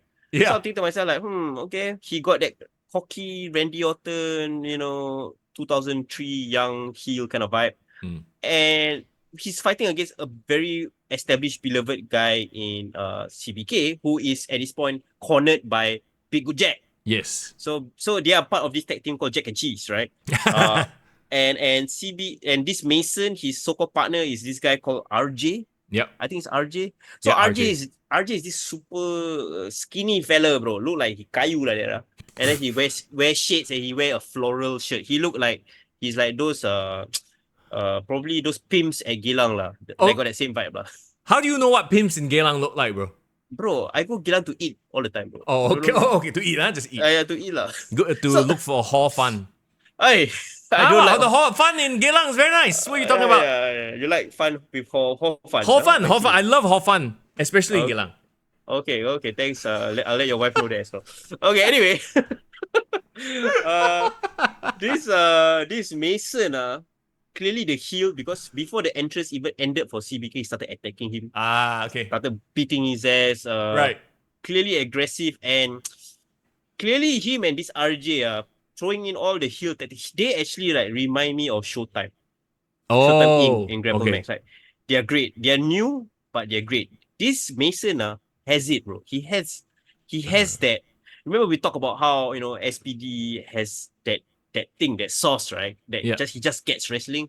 This guy, I do not know how long he's been training, whether he's relatively new or maybe he's been hanging around the scene and only recently started. But he has it, bro. You give him a couple of years, he could be the MGF. I don't know anything about his promo skills yet, save for what we saw on social media. But he has the in-ring just nastiness to it, and it's really compelling to see, bro. So the threat of arson has nothing to do with your analysis of no. performance, does it? Completely forget. No, I would dare say him threatening me with arson, right, even impresses me like even more lah. Like this guy knows what he's doing, man. Well, this is not a road we want to go down. So don't say that. Oh, no, I mean, then we get all these like heels going. Oh, okay, you like that? Let's take it to the next level, bro. No. But that aside, like I am objectively like, reviewing this match. The way, he's great at his character. I think he gets it. Of course, he needs to improve in terms of his matches, in terms of his skill set. He did take a very wicked poison runner from CBK. And CBK, like, bro, he's freaking over. Like, he is like Butcher Man level of over with the audience right now. So right, wow. I know you haven't been to a SPW show for a while, but if you go there, right, if you close your eyes, you didn't know, you think he's one of the top stars in the company at this point in time. That's the amount of, people love. He's colorful. The kids love him. People like the little innuendo of his name. His name, yeah. Yeah, so he's great. He's a great, legitimate athlete. Like he he's in shape. He does great high flying moves. So yeah, good for him. But unfortunately, CBK. Let me see what. CBK defeated Mason, but by DQ. Because Mason not happy, take out his skinny jeans, he got a leather belt, started whipping his ass like a government knew. Right. Yeah, and of course, Big Good Jet would not take, any of these shenanigans, and he came and he just wiped the floor with all of them. Beat both their asses, send them out of the ring, and got on the mic, challenged both of them to a tornado tag team street fight on the next show. Ooh. Okay, you know whose corner we have to be in for that one, lah? Who we are supporting for that one, huh? Yeah, of course. Big Good Jet. Big Good Jet's our guy. And after the show, Jack and Cheese managed to talk to them, and they are really, really happy about this as well. And they're like, you know what? I hope you guys could see the next show because we're gonna whip their asses all for us. Nice. Let's go. Let's do it. Yeah, let's do it, man. So if you've never been to the SPW show, look out for Cheeseburger Kid. You will love him, and also look out for this Mason because he might just be one of your new favorites. Okay, there you go. What's next? All right, so next one is an open challenge Ah, from one of the newest characters in SPW, the Ultra Luminary Ricky Malik. yes. I don't know whether you remembered. I think we talked about it in my previous review of SPW. Is this one kid dressed like an ACS fella, bro? Correct. He got a suit, he got a sweater He vest. got a vest. You know, he looked like he just came out of remedials. He looked like a kid, bro. I don't know how old is this guy. Remedial. Okay. I don't know how old this guy, but he looks like a kid, bro. Yeah. But this time he got some heavy, he got muscle with him. He got this apparently a personal trainer Okay. that is his bodyguard, known as Cantona. He looked Who is Kentona? I've never seen him before, except for this is the first time seeing him. He was wearing like cut off singlet, white singlet, look like a PT that I see in my Bedok camp all the time when I do my IPPT. Same vibes. He had huge arms. He definitely was a heavy. He looked perfect as a heavy. So this guy, bro, talk about getting heel hit. He doesn't even do anything, bro. He doesn't even have to say anything. He just stand in the ring. He gets Dominic Mysterio heel hit. Really? Yeah. So I gave this guy, right, high ratings purely on his character work. Like, he was just calling people imbeciles and people were just booing. Right. Right. And like, you know, so he laid out an open challenge. All of a sudden, this new guy, actually it's not a new guy, it's actually Meta. Remember Meta? Oh yeah. Yeah. So he's unmasked now. So he now plays this character of the Roadie. Okay. Let me pull out my notes. His name, he goes by the name of Riggs Simmons. Riggs Riggs Simmons. Simmons. Yeah. Simmons. Yeah. I have no idea what is that name. Why about. does he have an Angmo name? Is he Angmo? No, he's not a Chinese fella, bro. He's a roadie. So he helps out around the ring. And suddenly He helps the Riggs. Maybe? Rig, get it? I get it. Yeah. Maybe it's that. Like, he was in the middle of, like, he literally was helping out in the ring, like cleaning out. And suddenly, when he called up this open challenge, that he stood up and like, you know what? I'm sick of you, running down the fans, running down the people in this. I'm gonna step up. I'm gonna do this match. Okay. And then this ultra luminary Ricky Malik turned the table and say, "Thanks for accepting my challenge, but I didn't say it was a one-on-one match. It's a handicap match with my guy." Such a heel, such a bad guy. Okay, then. Oh, such a heel, bro. It was just a glorified squash, lah. So they both beat him up, lah. Yeah, Cantona did most of the heavy work, beat his ass. This Ricky Malik was just, oohing and hemming for the audience while reading his very thick book, which all of us thought was the Bible. Yeah. Because it was a black book and he was just reading at the side, like, like a kid during assembly, lah. Yeah. I just love it, man. So they got a win and it was a fast match. And this Ricky Malik is really growing on me, but I have no idea whether he can last in a proper match or not. I pulled up a photo of this Cantona fella. He does look a bit scary, huh? He looks jacked. Bro, he looks jacked. He's the Batista, bro. He's the Batista to this Devon? guy. Devon. Batista to the Devon? Yeah, but I don't know whether Ricky Malik is a Devon. He reminds me of Christopher Nowinski a bit, lah. Okay. That's the gimmick he's going for. That Right. Harvard, elite school vibe. I'm smarter than you. Yeah, bro. He even said this one line, damn rabak, bro. I think he was cursing the audience like, you guys must be from ITE. Wow. The crowd was like, hey, that's not nice, huh? Then you're like, fuck ACS, boo ACS, some shit like that. Like, he could have started a riot at this point in time. So that's how impressive he was. Yeah. So keep an eye out, SPW fans and people who haven't watched SPW. This Ricky Malik guy. Curious to see how he's gonna do it. Cut it in the ring in a longer match, but in terms of character, he's there, bro. He's got it. All right, very nice. Two impressive so-called new guys, that I've seen in the match, in SPW. Yeah. Okay, so next up, what do we have? Okay, so this was the last match before the intermission, and I was very surprised about the placement of this match. Right. Okay. The Statement versus Chris Vice was in the middle of the card. Oh. Yeah, so it was almost like the end of the intermission one. I guess. Like end of part one, yeah. Yeah. So, of course, Chris Vice is the 0-1 champion. 0-1 is a Japanese company. This guy is at least 6'4", maybe. He's at almost 2 meters, bro. Botak fella, jacked up Johnny Sins. Yeah. Everyone was going gay for him, like literally. Like there was guys in the front row like, oh my god, when he took off his clothes. Okay. And then he was like, oh my god, yeah, I saw you on Pornhub. Like people were screaming that. Uh Ah, he was clearly enjoying it, yeah. because he was doing a bit of a thrusting motion whenever he Yeah. was up there. Yeah, he was a beast, right? Mm. And of course, when Statement came out, Statement did his shtick, this but this guy is towering over Statement, and Mhm. Statement, it's really a short guy, right? But compared to Div, it really looks like Rey Mysterio versus Great Khali at this point. Oh my god. Okay. Actually, Yeah, I saw a clip on Instagram, and I think yeah. I know why this match was placed here. Because I did You, see what happened at the end. But anyway, sorry, go on. yeah. Well, of course, we should talk about it at the end of the match. But in this match, Statement was the babyface, bro. He got his ass whooped the majority of the match. Okay. He got the shit chopped out of him. Yeah. He was taking suplexes after suplexes. This Chris Vice was like whipping him all over the ring, Yeah. outside, throwing him at the apron. Uh, we all love and respect Statement, but when Statement was doing the chop to him, he's really like. Like But then nothing.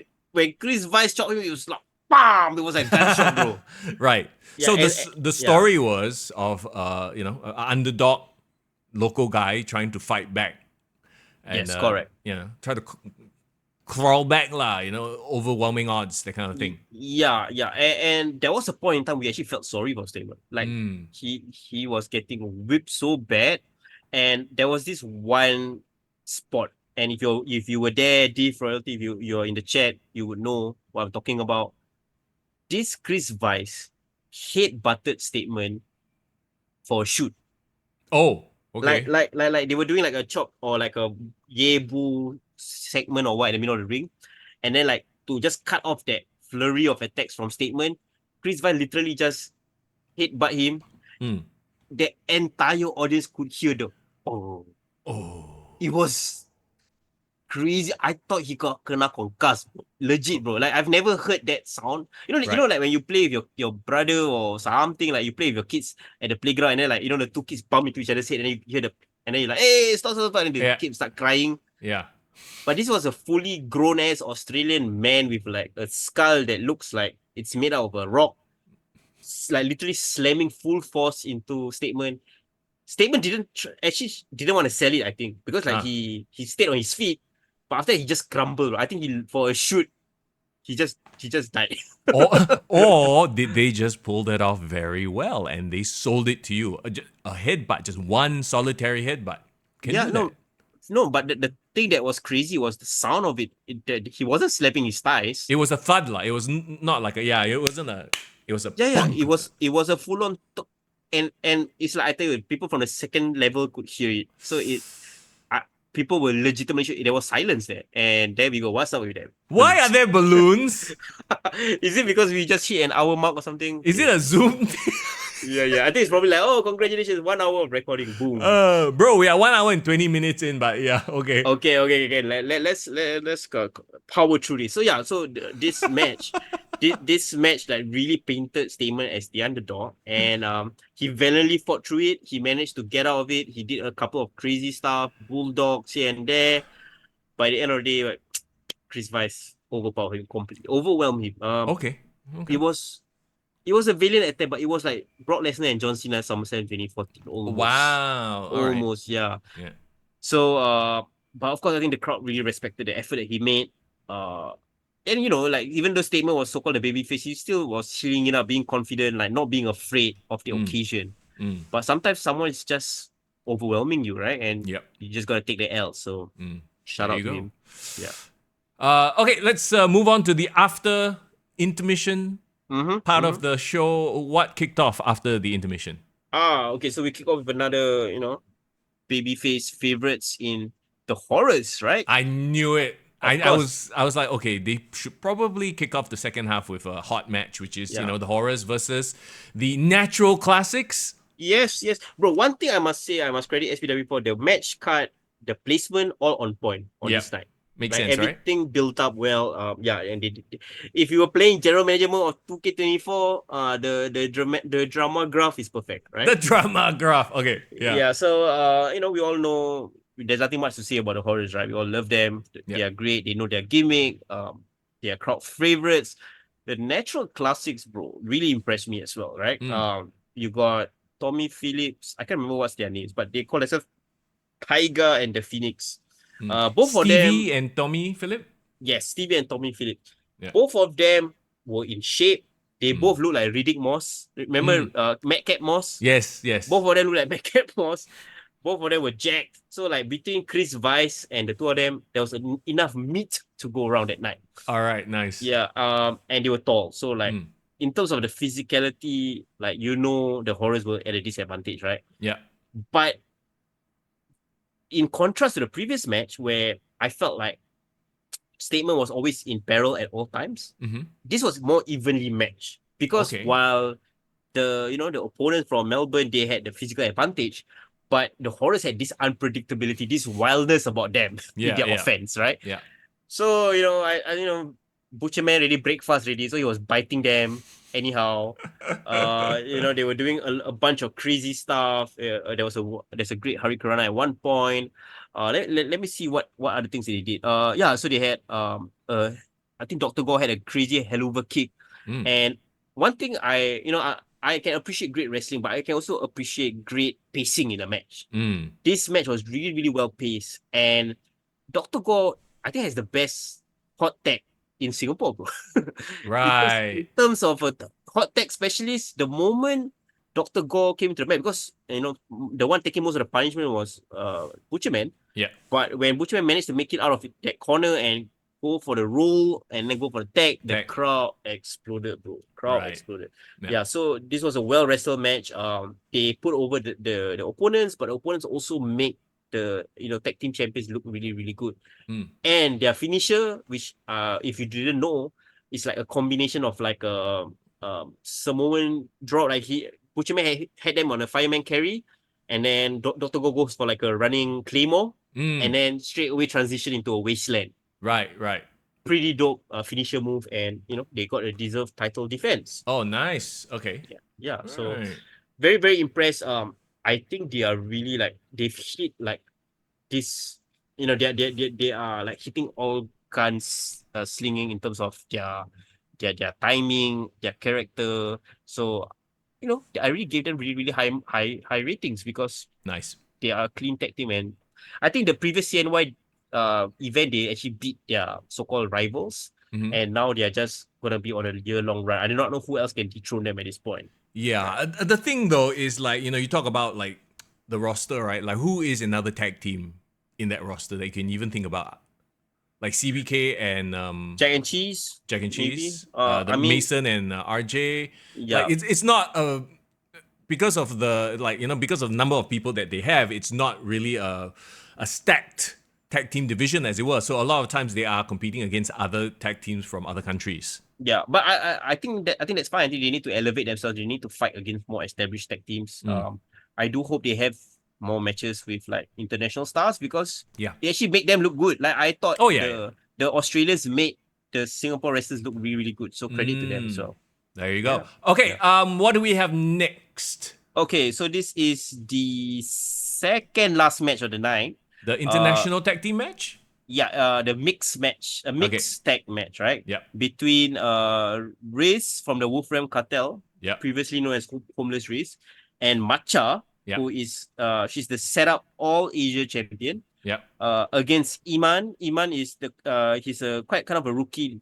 They call him the comeback kid. And Poppy from MyPW, bro. Poppy from MyPW. Okay. Yeah, so she's so I was checking out her profile. She's like Malaysia's first female wrestler. Oh, okay. I've seen her before. Oh, hang on. So, wait. Who? Say that again. Say the match again. So it's Iman and Poppy. What happened to Alexis? Okay. So you will see. So she did factor into this match somehow.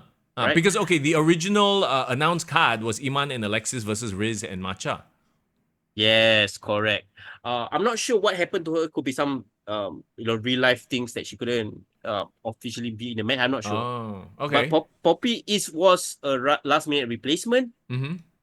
And if you could tell, right, the makeup of the match, we had a SPW wrestler with a international female partner Mm-hmm. versus another SPW wrestler with an international female partner. So I don't. They have no so-called. They're not a made tag team. It was kind of thrown together. Yeah, yeah. Yeah. But one thing I must say about Poppy, respectfully, is Ramadan, but she's quite the chiobu, I must say, lah. Yeah. The moment she came out, right, and all the wrestlers, I mean, all the fans saw her, they were like, "Oh, Poppy, Poppy." They Bro. were, bro, I don't know, man. They were like, no, so, somebody shouted, "Alexis Lee, you look different today." Yeah. So this is a mixed tag lah, as in the women can fight the women, the men can fight the men, and not the They, other way lah. well, the women fought the men, and the men did fight the women. Oh, so it was like a mixed tag, but they can intergender like it's an intergender match. Yeah. So they showed chemistry. Clearly, even though I think Homeless Reese or Reese from Wolfram Cartel and the Matcha, they are baby faces, but they played the heels in this match because like everybody was just supporting, cheering for Poppy, and by as a by the way, by association, Iman, they support Iman, right?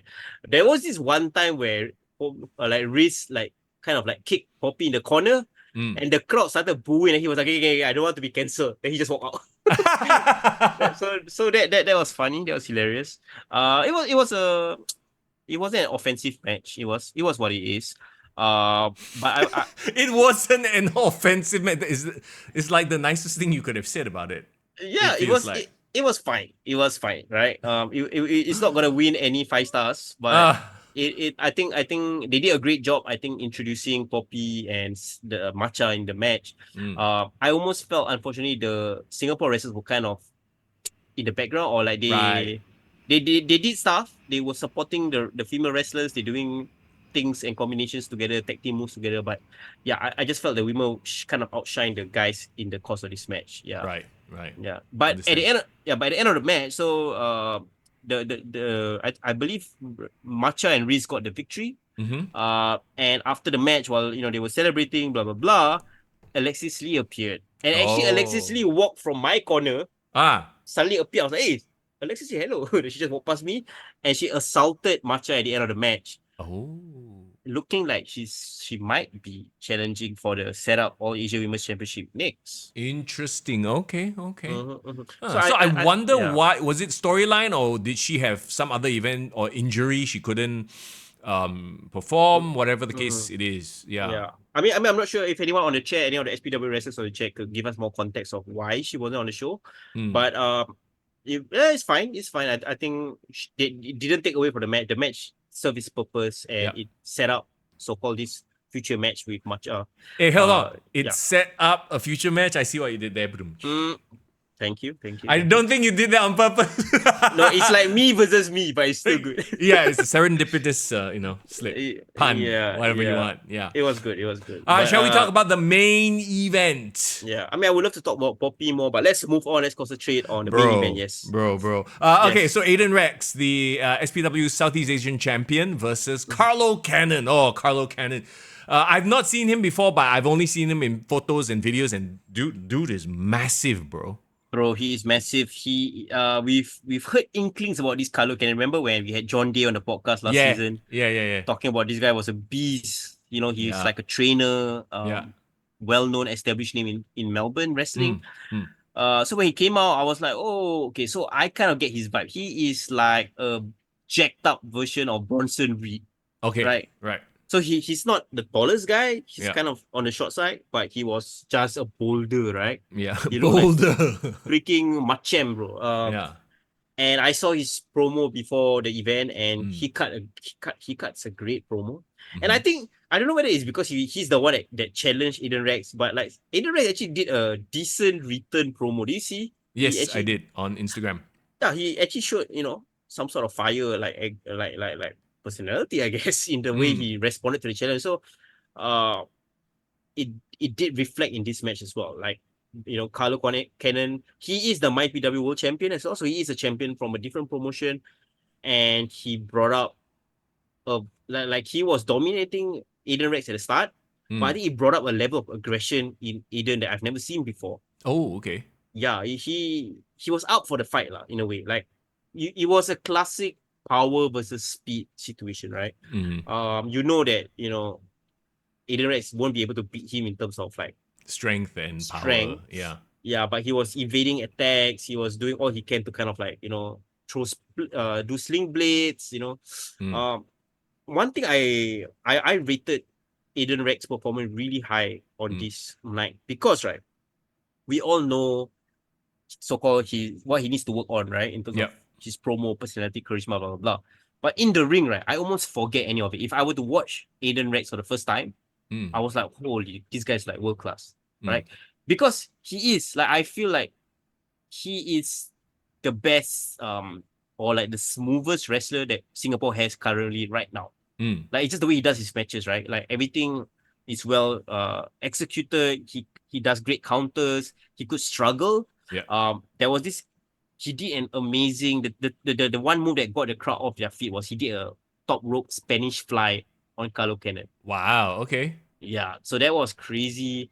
And like he grounded the guy. So there was great ring psychology there, right? He grounded Carlo Cannon, did his submissions, tried to get, an advantage, and finally he was able to outsmart Carlo Cannon with a crucifix spin for the match. Yes. Yeah. So while he didn't like have a definitive win per se, he's kind of more of survived the match. Yeah. But I think he was a valiant performance, and actually I came out of that match a bigger fan of Aiden Rex than when I came in. So kudos to him. Nice. Yep. Let's talk about the afterbirth, because I did see that on social media. Yeah. Right. So okay, set up the context of how Statement suddenly, showed up again. Yeah, so Aiden got a victory, and of course Carlo was pissed, right? I was like, no, that I shouldn't have been the case. So he continued attacking him after the match, after the bell rang. Attack, and then suddenly Statement, who is clearly still recovering from that match, like, kind of limp into the ring and like, chase away Carlo Cannon. So I was like, oh, okay, the SPW founders standing tall with the current champion, giving him, defending his honor against the foreign invaders. And then as he was raising his hand up, we could almost tell. It was almost telegraphed, right? Right. Because I think Aiden Rex turned away the other way, and then like Statement suddenly like dropped his hands and then like turn away, look around, look over his shoulder, and then whack the fella. And I was like, you can't keep a good statement out. Okay? Boo. So okay, big. He was always kind of a heel, but even though like he's one of those guys, like he's well respected because he's been, in the industry. He's the guy. Like you talk about Singapore wrestling, he's the guy for the longest time, right? So it's like he's always kind of been heel, but people still cheer him because he's the Statement. Yeah. And another thing, I feel like in his introduction, they say he's the 4-time SPW Southeast Asian champion, right? So I think he's ready for his 5th title reign at this point. So okay. Yeah, so that's the thing, right? What Statement has been doing ever since he kind of officially put over Aiden Rex was he's been kind of doing all these international matches, putting over other wrestlers. And right now, Aiden Rex doesn't have another opponent. And he's going to be the guy that if they need someone, a main eventer to put back into the scene, they're always going to put Statement back on top. It is what it is unless they build more new stars, right? So I'm not against it because that's the reality. But they do need to build more stars in SPW into the main event scene. Like who is the next contender after this, or who could be in the mix, right? Yeah. I mean, I've always thought like Butcherman would eventually become a champion. I've always CKV does have the potential. Big Good Jack. Like there are people there who's like in the mid card who can go up. But they're all sort of like gunning for that Singapore title right now, quote unquote, the mid card title. Yeah. So they're all kind of tied up in their own storyline. So I think this, in the next event, we will have that title match between, Aiden and Statement. And it's going to be a big deal because I think they are the top stars in SPW and that is reflected in their position on the card, right? But overall, it was an enjoyable event. And if you want to see or read more of our analysis, go on our Patreon. We're going to have all star ratings there as well. There you go. Talking about the Singapore top wrestlers rating, the rankings as it were at the end of the year, we will SW20 Singapore Wrestler Top 20. Yes, SW20. Then what happens to those like that fall below the 20? We just don't count already. Don't count lah. Okay, wait. So, I want to set the stage as well, right? Because to get onto the ranking list, to get into the table, you need to have wrestle a minimum of 3 matches during this Yeah. evaluation period, right? Yeah. So right now, from the time we started from February, Grapplemax has had 2 events, and Yep. they're going to their 3rd event, Amplify, right? While SPW just had this first, so-called officially first event in Stronghold. I heard Ring of Rebirth actually had an event, or like is taping an event. So if anyone, or Dragon, if you're listening to this podcast, I hope there's like a stream of this, so we can also get See it. the Ring of Rebirth wrestlers involved as well as part of the ratings as well. Because as of now, when Amplify ends, we're actually going to just see Grapplemax wrestlers in the ranking. Yeah. So the SPW, they need to have more events lah, so they can kind of get their names on the board. I mean, and they will too, and a lot of these scores will be sort of aggregated and averaged out based on all the Patreons that are there, watching these matches. Us, if we are there watching the matches as well. Yes, correct. So yes, to answer your question, if they don't make it to the 20, thanks guys. Hopefully next year is better. But the more important question, Mr. Jiang, what are we gonna give these wrestlers lah? A high five, a hug. Yeah, I mean, other than recognition for the list, I think it's fair. We do give the winner or the number 1 guy something lah. But we'll figure it out. We'll think about it. Sure. We still have less than a year, but upwards of a year to go and figure this out. Yeah. So speaking of which, Amplify, bro. Grapplemax. I will be there at Amplify, so it's going to be a fun time. Speaking of which as well, yes, as we talk about it, it's happening on Saturday as you're watching this taped conversation, and we are going to chat with one of the competitors, a person who I've spoken very highly of in the past couple of weeks, right? A person who I think gets it as far as being a bad boy, being a heel is concerned. Yes. And of course, if you haven't gotten your tickets already, go check it out on their social media pages, see if you can still get tickets. But yes, joining us on the show right now from Grapplemax. Let me say that right. It's SPD. And as promised, joining us on the show today, he is SPD, better known as Sean P. Diddy from Showtime Inc. Welcome to the show, my man. Yes, I'm happy to be here. Thanks for having me. It's been a minute. It's been a long while. Do Yeah. you remember the last time you were here, or shall we not talk about those days? I think it's kind of an open secret now, no? Yeah, Yes, it's a No, different I'm not lifetime. exactly. Yeah. It's in a different time, different life. Pre-pandemic. Shall we say- pre-pandemic? Shall we say it's in a different universe, a multiverse, like the Marvel Cinematic Universe got multiverse now. That one different multiverse lah. Yes. So for local wrestling fans, if you know, you know. But we now know you as like the coke loving, Yes. drinking Sean P. Diddy from have- Grapplemax, yeah. Some over here. There you yes. go. Hey, Coke Perfect. Zero, please sponsor this man. Thank you very much. It took me a long many. while. Yeah. It took me a long while to understand why you love drinking coke. It took me a very long while, and then when I got it, I was like, it hit me like a ton of bricks. Okay, wait, let me ask you then. So what is it? Do you think? Why do I drink? Why do I like? What's the reason? Clearly gives you the energy lah. Right. Of course. Yes. Yeah, Well, I mean, Coke in certain circles means a certain drug, and so I guess a lot of us thought it was a play on that play on words, I will neither confirm nor deny. Okay, well, there you go. Okay, the interesting thing is, right, and we have it down there on your nameplate there, it says SPD. So they were like, all right, you can refer to him as SPD from now on. What is the story behind that? Because we all know and love, some hate, you as Sean P. Diddy for the past couple of months in Grapplemax, right? So Yes. tell us a little bit more about what's this. Is this like a rebrand? Is it something a little bit more catchy, SPD? Just 3 initials, easier to remember what's going on. So let's take it back to when I first debuted, right? So like there was already another Sean. Yes. So I thought to like sort of separate the two of us, I added like a P behind. And then the Okay. funny thing is the other Sean's surname also starts with a P. Sean Pang, yes. Oh yeah. Okay. Yeah. No, it was very funny during the event at the Southern Depot, the Battle at the Yep. Barracks, right? It was like we were literally going, it's Sean versus Sean. Yeah, we have to stop. I have to stop meeting the other Sean in this kind of no holds barred matches. Because the Yeah. other time I faced him was at the, was it Settle Outside? Were you guys at Yeah. Settle Outside? Yes, I Young was was at. there. Yeah, yeah. Yeah. So maybe one of these days we'll have an actual wrestling match. Okay, I anyway, back to see. the name. So I Yes. used to be Sean P. Then my good friend Prabhu from Showtime Inc. Mhm. He was like, wouldn't it be funny if your name was P Diddy, like your Like the shoot name? rapper. Yeah. Okay. So then that became my actual name for a while. But unfortunately, the news has come out that the actual PDD has been up to no good lah. Oh dear God. Okay, because of Wait, that. wait, hold Yeah. on. I am very out of the rap game, as I'm it gonna were. Google this right Can, now, yes, can someone fill us in on what problems and what trouble P. Diddy, Sean Combs, actually his real name, has gotten into? So maybe trigger warning. His crimes of the not so good nature lah.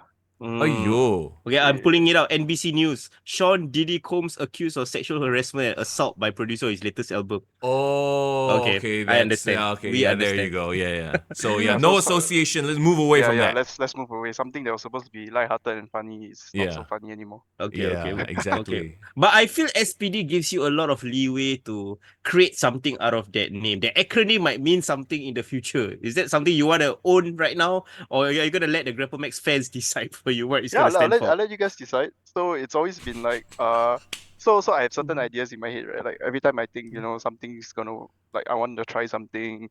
So like it was the homeless gimmick for a while, and then after that I pulled out the Coke can, and then now the whole SPD thing. So let's see if it catches on. I think it's easy to chant also, right? Yeah. SPD, yeah. Yeah. Okay, so like I already thought of something, but it's very, very rude. What? So S is Sean.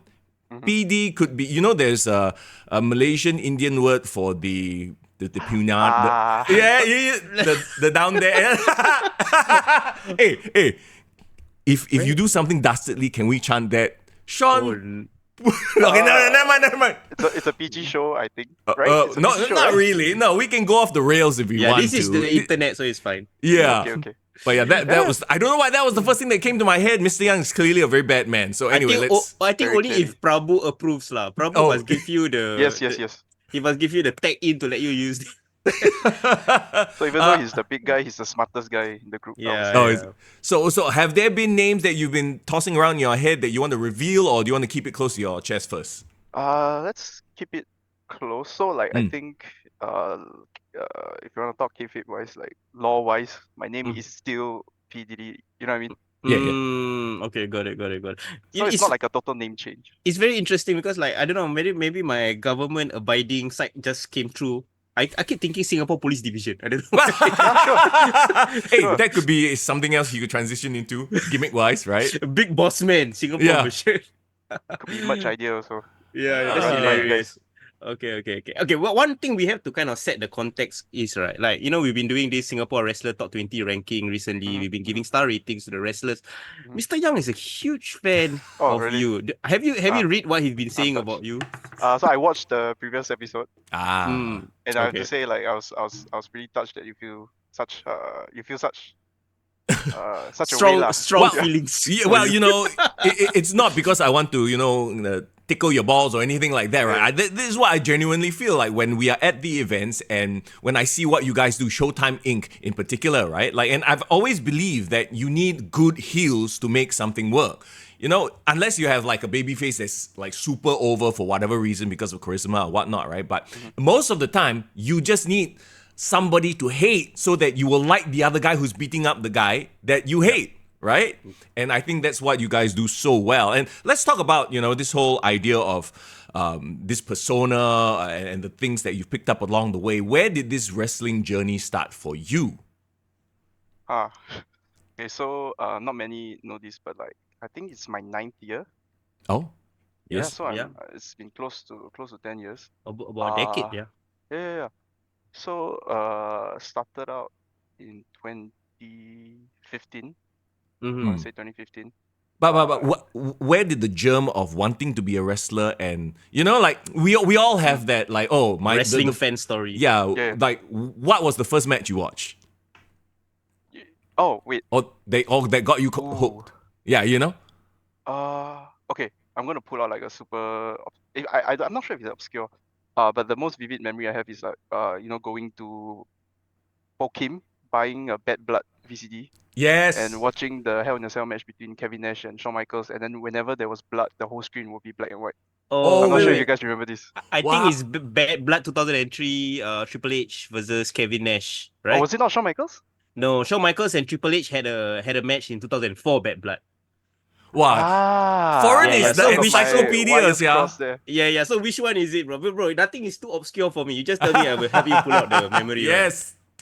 Let me do a Google Yeah, search. because in 2003, Kevin Nash had this rivalry with Triple H, but it sucked lah. So according to a Wow. lot of people. Wow. So yeah, but the one that was more memorable was that 2004 blow off to the rivalry between HBK and Triple H. That was a very long ass Hell in a Cell match as well.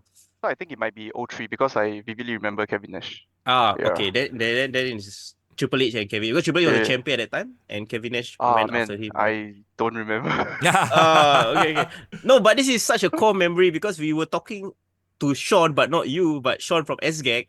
Okay. He also had these memories of like passing by like a video store and like those like Chapalang shopping mall, neighborhood shopping mall, and then they always show wrestling on the TV screen. There will always be a crowd Yes. gathering. Yeah.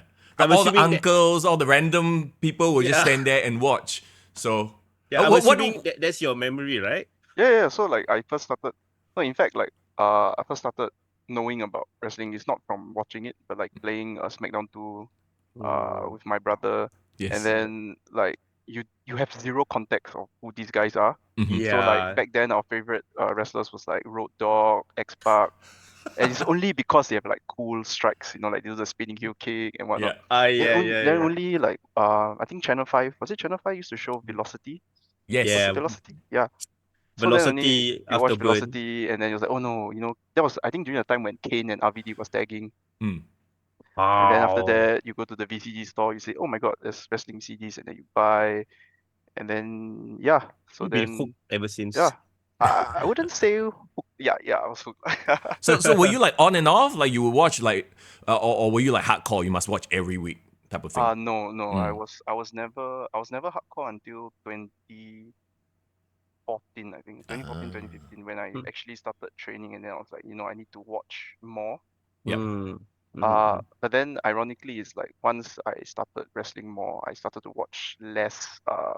Wrestling. I started to follow less of the week to week and Mm. more of like the big matches. I watched the highlights and stuff like that. Just to learn from what the other guys are doing. What's so cool about this is that, people always love wrestling or like follow wrestling, but we always ask wrestlers this question: what got you to take that big step from being a fan to the other side of the ring? So I'm sure that both of you have wanted to be like when you were young, you wanted to be a wrestler, right? Like the thought is in your head, right? Yeah. So like okay, so my memory of it was like it was the new year. 2015 is the new year. And then I was hanging out with my NS friends, and I was like asking them, do you think there's wrestling in Singapore? Okay. So on the way home I Googled it, and then there was, and then I watched the match between Sergeant Nick and Lukman Adam. Wow, those are some OGs, man, from SPW. Okay. So after I watched that match, I was like, okay, yeah, let's try it. So then I went, I went like that. went to SPW website, I found the WhatsApp number. I think it was Andrew's number, message number, went for the trial. And then this was back when they were at like some CC upstairs. I'm not sure if you guys remember. Yeah, in Yunus, right? Yes. CC? Yeah. So I went for a tryout there. I managed to convince two of my other friends to try out with me. But they didn't stay lah. Yeah. I remember like immediately after the trial the next day I went to school. I couldn't climb the stairs. I couldn't turn my head. Oh wow. And Was that bad? And then that was when I think I like this. So then then I carried on, and then here I am now lah. Wow. I mean, clearly you have a high tolerance to pain, because when people I cannot walk, I cannot this, I won't go again. Yeah. But you clearly love it so much that you wanted to come back. It's fun. Were you always a very physical person, or was this No, the first sort of like real quote unquote training that you I've dove never in? been like very what do I call this, athletic. I haven't been like very physically fit or whatnot. So this is my first foray into like actual physical activity, you know. Yeah. Okay. So like even back in NS, I struggled to pass IPPT kind. Oh, you. Yeah. Oh, okay. Okay, so this makes me curious to ask, we can skip a couple of years, through your SPW days as well. Yeah. But also like we now know you as this very charismatic, so much Thanks. intensity, so much passion to your performances. But here we are talking to you, and you're such I would say, soft-spoken person, quite a chill dude. So Yeah. like, where do you decide, like, you know what, I can put on this persona in wrestling? Is that something that's always within you, or you really had to work on it to become the person you are today? So I really had to work on it lah. So I think deep down inside, I'm pretty shy actually, like pretty introverted. So only like when you get to know me more, then that's when the nonsense starts to come out lah. Okay, So okay. it's back then, so open secret lah. So the reason why I kept on wearing the mask also and everything is like, this is a different person. Ah. I Whatever see. you do, it's the other person that is making the mistakes. It's the other person that's taking the risk. So then I'm safe, right? I Right. see. So it took me a while to like sort of, okay, this is a new opportunity for me to try to this is me now. I'm taking the risk, I'm doing the performance and everything. And if you can tell, I'm not sure if you guys watched like when I did my first ever unmasked match against Big Dave. I felt very like it was a very different experience for me. Like I felt very reserved. Like I didn't have I wasn't brave enough to like really show much intensity and emotion. Right. But slowly, the guys helped me. We started having more fun, and then that's when the intensity came back lah. Yeah. Who was instrumental in sort of guiding you along the way, or is it like a group effort when it comes to like just being the character that you are now?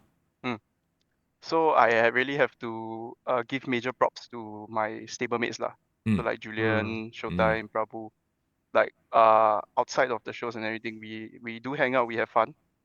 And then I think it really translates to when we are together. Yeah, there's this Yes. chemistry right Yeah. there. So, well, just one question back to your so-called mask wrestling days, right? Yeah, sure. I don't think I've ever asked this question to any mask wrestler, but what is one thing, right, that people wouldn't really know until they actually wrestle under the mask that, that actually is a challenge for you, or like something that you enjoy about wrestling? I mean, in the mask, like the logistics of it, lah.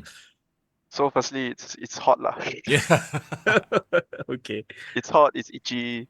And then I made a very stupid decision to like black out the entire eye area. So it's like if you take like a mesh shirt, you put it over your face, and that's all you can see for the whole match. Right. Oh Wow. wow. You know what I Isn't mean? that difficult? Like, It is, but there are some plus points to it also. So like the negatives are like, people can't see your face, they can't see your eyes, the emotion. You know what? All my emotion has to come from my mouth and my body. Yeah. Like anything above the nose is like no go, that kind of thing. Yeah. But the good thing is I can look around and no one knows where I'm looking. So that's Yeah. Yeah, that's cool. That's Do cool. you think that whole experience has actually trained you to be more expressive within the mouthful area? I think it has because like so I like to reflect. I like to do like watch back my matches, look at the photos, what can be better and everything. And then what you think you bring to the show is actually not what the audience sees. You might think you are giving like 120%, but like through the cameras and everything, it's actually like it's like 80%, 90%. So now I try to go a little bit more over the top, and I hope it shows lah. No, it definitely shows, and I have always believed like there's that fine line, right? You want to go over the top so that people can notice it, but you don't want to go too over the top to a point where it becomes like, hey, this fella just act like, you know what I mean? And I think you do a very good job thanks, of man. towing that line, like, okay, I believe you are that much of an asshole, you're being such a douchebag, but it's not to a point where, lama, he's just, hamming it up. It's not too ham, which is what I appreciate. Thanks for saying it. Okay, well, we gotta talk about Showtime Inc. Yeah. Like tell us that germ of an idea of like how did Showtime Inc. form, because I think we probably asked Val, we probably asked Prabhu's point of view, but we never, of course, asked your point of view of how you got into the group. So I don't want to assume that. First, let me ask you, What did they tell you? Need to get you the got- story you- straight, huh? Bro, Yeah, we you need to got get our story you straight. you gotta watch the previous episodes, bro, for that context. Okay, But just tell us your point of view. I think it's fine. So I think all along they wanted to group Bravo and Bell together, right? I think it's a good look, like like the charismatic mouthpiece and then the big size muscle guy. Mm, But then I tagged with Prabhu at Fight Club during like a Mm. random tag match, and then I think they liked the way that we look together. mm, mhm. Yeah, and then I think Greg was the one who was like, there was a photo of the two of us standing next to each other. He was smiling and I was scowling, and then it was like, these two people should be together. Okay, okay. Yeah, so since Prabhu was already gonna join, then I joined up as well lah. Were you the third member before I Julian? was. Yeah. Okay. Julian is That's number really- 4. I see. Tell us about your newest member. How is it like working with this young, ripped stud in Kelvin? How's it been? Firstly, it's a bit jarring because do you know how old he is? Yeah, He- it's how like old? 21 or something, right? He's very young, right? He's 21 years old. Goodness Yeah. gracious. He's a Yeah. kid, man. Bro, he's So- a kid. Yeah. I mentioned I've been doing this for 9 years, right? Mm. I am 9 years older than him. Yeah. Oh, I mean, it's okay, what? Y'all are aligned in terms of, I mean, I'm Okay. 10 years older than he's fine. It's all Yeah. good. I'm 20 years older than him. Don't even, yeah, I would say Don't don't even start. Yeah, so it's always interesting. It's like traveling. It's like a time machine, right? You Mm. see this Yeah. guy, and then it's like, oh, that's how I was, back when I first started and everything. Oh. Yeah, but I like, agree. so it's tough lah, because there's a lot of things that you learn over the years, and then you have to train yourself to not assume that this is common sense. Mm. Yeah. Mm. So it's very fun to see his perspective on things, Right. how when whether or not it comes naturally and stuff like that. Mhm. So I think it sort of helps also if, let's say, in the future, if you were to transition to coaching, training other people, you'll be like, oh, okay, so this is how other people see it, Mm. like how the newer guys see it. And like, I'm sure the perspective for wrestling, like between the older and the newer guys, are a little different also. So it's always nice to hear Yeah. what everyone's into these days. Do you I'm feel so- like coaching or mentoring also helps you develop as a personality, as a wrestler as well? Because from my experience in the media industry, right, like being someone's mentor also reinforces certain things that you may have forgotten. As someone who's done this for a while, you're like, oh, actually, I forgot about that whole thing. Maybe I should start reincorporating that into my shtick or whatever it is. Do you feel that way as well? Yeah. It's the same throughout, like other aspects of like life also. The more you teach, the more you realize, like, you understand the basics, and Yeah. then Mhm. you sort of train yourself to improve at those basics as well. Yeah. I'm hearing like it's almost as if you're learning from him as much as he's learning from you. Yeah, as well. 100%. I try to learn from everyone. So now I try to talk to everyone. I try to, like, even during training, like, I see how the way people do different things. Mm. Like, I wouldn't necessarily call them wrong or right. It's more of like safe or unsafe. Like, Okay, I wouldn't yeah. I wouldn't use the words wrong or right. It's safe or unsafe. So as long as you're Mm. safe, I will learn the different things that people do. Like Okay. taking that blue thunder bomb on the chair at the battle at the barracks. Like, holy crap, who came up with that idea? Like, okay, let's do that. Did you pitch that? It was me. I somehow I knew it was going to be you, right? So I was like, Sean, like the other Sean, like too nice to have come up with that idea. Why did you want to do that spot, or why did you think that would have been a great, like, exclamation mark? So like the way we set up this whole match was like moment to moments, right? So Yeah. like every moment has to be bigger Top- than the Mm, last. Yeah. So then we thought, so like for a no holds bars match, it's pretty, how do I say? Like the only weapons that were used were chairs.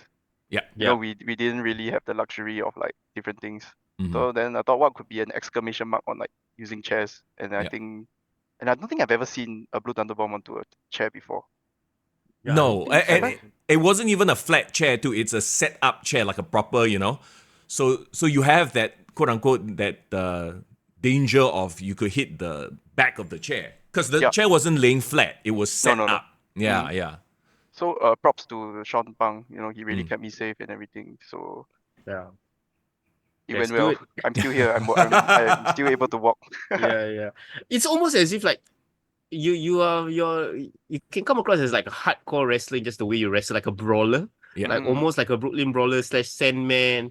But also I feel like there's a hidden technician in you somewhere because all your matches are always well wrestled. Especially Yep. remember when you did that match with Crypto Bro back in December. Mhm. Yeah, it was just a well told story. So do you care more about like how you lay out a story in the match, or like you like the physicality?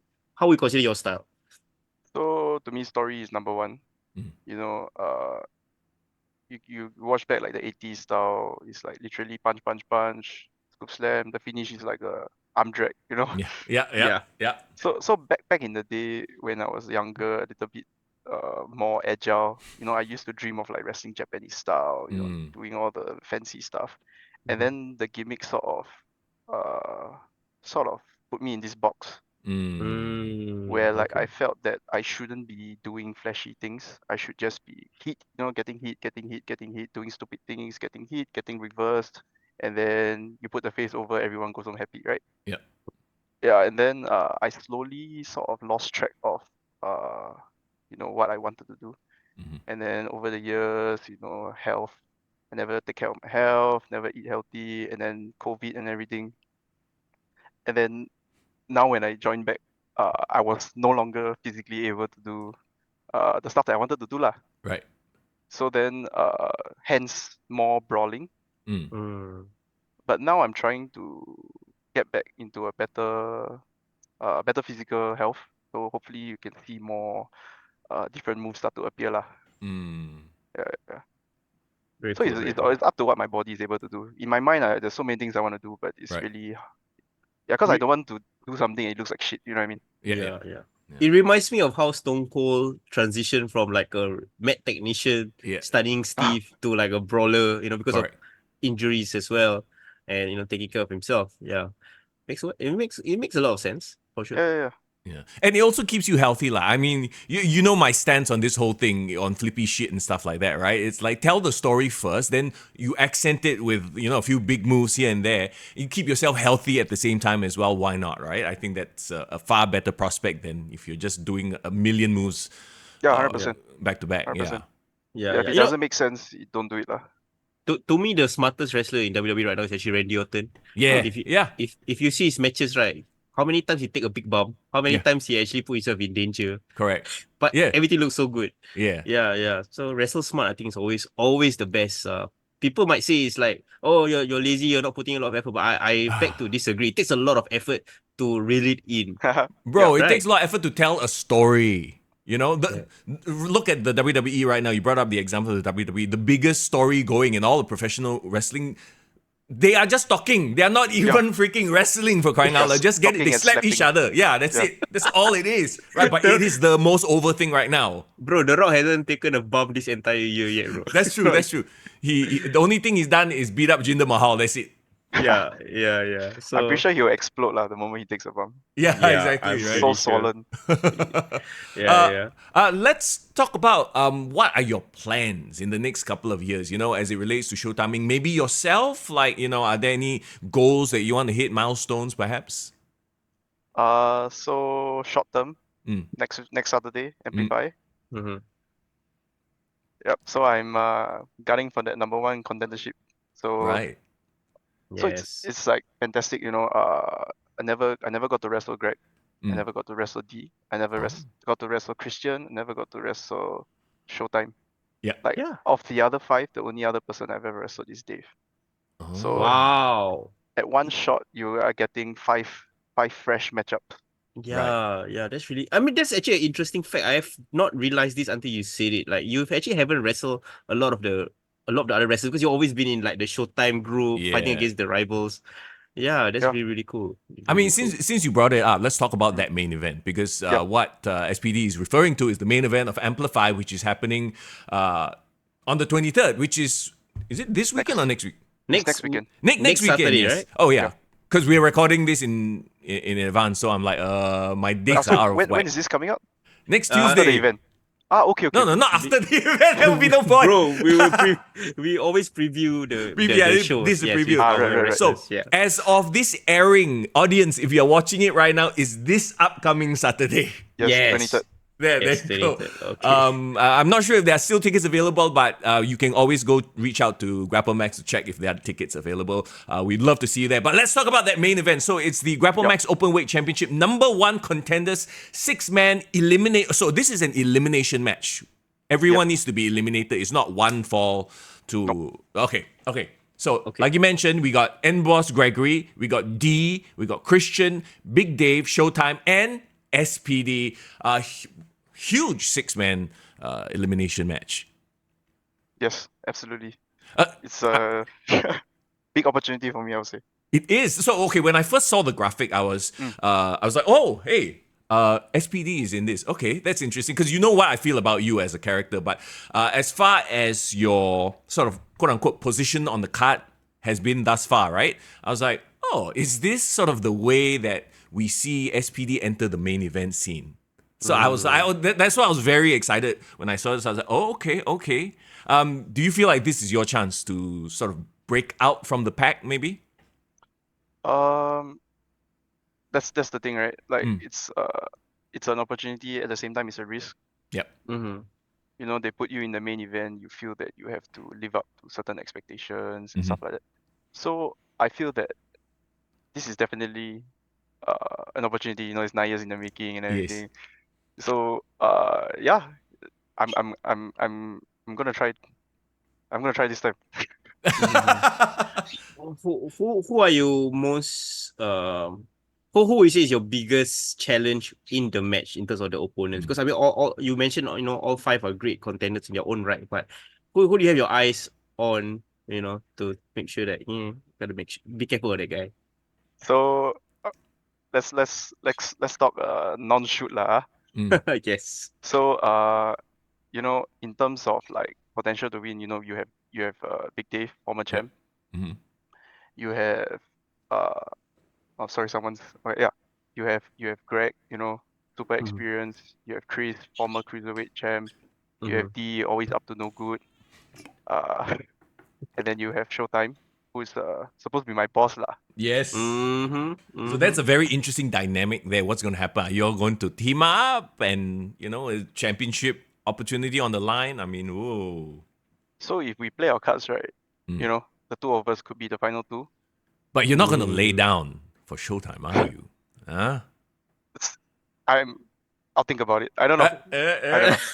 Think about it, huh? Think about it, huh?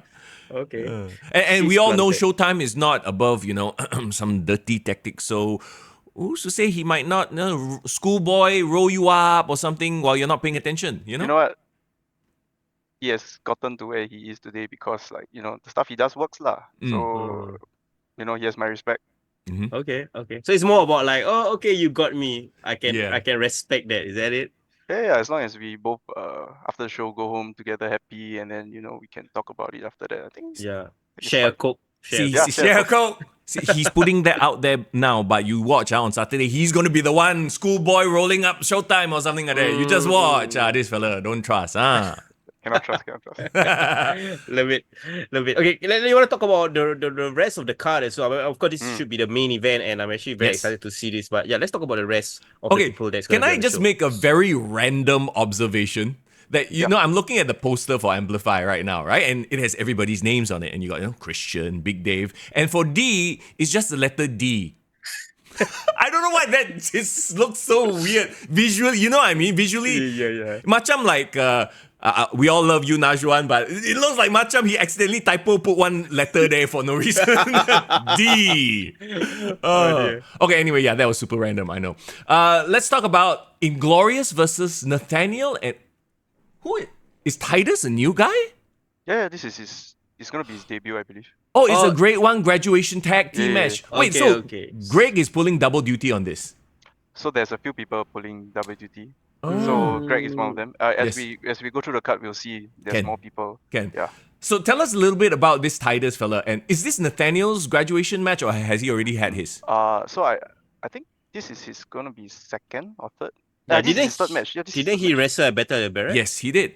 Yeah, yeah, So okay. Battle at Barracks was his second match. He Oh, had wow. another match against YC. I think it was open house.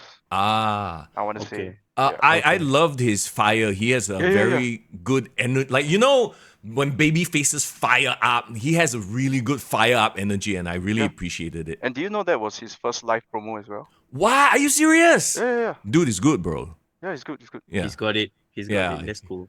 So yeah, tell us about this Titus fella. He really looks like a fresh face. Green. I mean, All look at of him. them look like babyface, bro. He literally has the very definition of a baby's face. Look at him. He's smiling. He's like So happy to be you there. shouldn't judge a book by its cover, Okay. lah. Okay. Tell me. So like you see he's agile, he's quick, you know, watch out for like the sudden quick moves and stuff like that. So I'm pretty sure he'll surprise you guys like next week. Just watch I out. mean, and who better to put him through his paces than Greg and Remus, right? Yeah, for sure. For sure. This is also a very interesting dynamic because Inglorious in recent days have been a little bit more crowd friendly, baby faces, as it were. But in this situation, I feel like they need to be playing the heels, right? Because you have Nathaniel, who's like the, rah-rah baby face fire. Titus is fresh face, smiling away. Yeah, like, who's gonna boo him, man? yeah, exactly. Yeah. Who can boo? Look at him. Such a cute boy, So I'm Are you like, gonna be this- bullies in this Yeah. situation then, right? yeah, I think it's going to be a very I think they have interesting to be lah. dynamic. Yeah. Yeah. I mean, it's probably a trick they can pull out of the bag, lah. So, tell us a little bit more about Nathaniel. Have you worked much with Nathaniel other than this Barracks show? So other than the Barracks, I've trained with him quite Okay. a bit. So like, he's deceptively quick for his size. You know, he's great. Basics How- are really good. How young Sorry? is he? I Is he in his early 20s as well? think I'm he's assuming. in poly right now. Wow, so he's even younger than Kelvin. Yeah. All these So, kids, I love it. The next generation. So, random fact, his poly lecturer is my NS friend. Oh, is it? What? Wow, the connections, bro. The connections. Bro, wait, your NS friend is a poly lecturer already. So Yeah. he's what, in his early 30s or so, or like older? No, actually, I wouldn't. Okay, maybe NS friend is the wrong word to use. ICT friend. Oh. Yeah, so he's like a okay. few batches before me lah. Okay, so that's fine. Because I was thinking like, wow, now 30-year-old is a lecturer in poly. Wow. Actually, I have friends that are doing that as well. So Oh man, we wow. old already lah. Bro, Yeah. cannot. Okay, anyway. Okay, yeah. So we got that graduation tag team match. We also got Aussie. Hey, YC is back. Yeah, YC is Versus Lavin and Simon Sia. Okay, it's good to see Simon back as well. He'd been away for quite a while, yeah? Yeah. So it's tough for him lah. As you all know, he lives in Malaysia, traveling back and forth. So So he was just I taking a really- break lah during this period, CNY and all that. yeah. So like Nice. super respect, his work ethic, coming down and everything for training, Yeah, for shows. for 'Cause sure. for show is like it's not just a one-time show commitment. You have to come down, you have Yeah. to put in the work, this and that. So like wow, I don't know if I'll be able to do it like if I was him.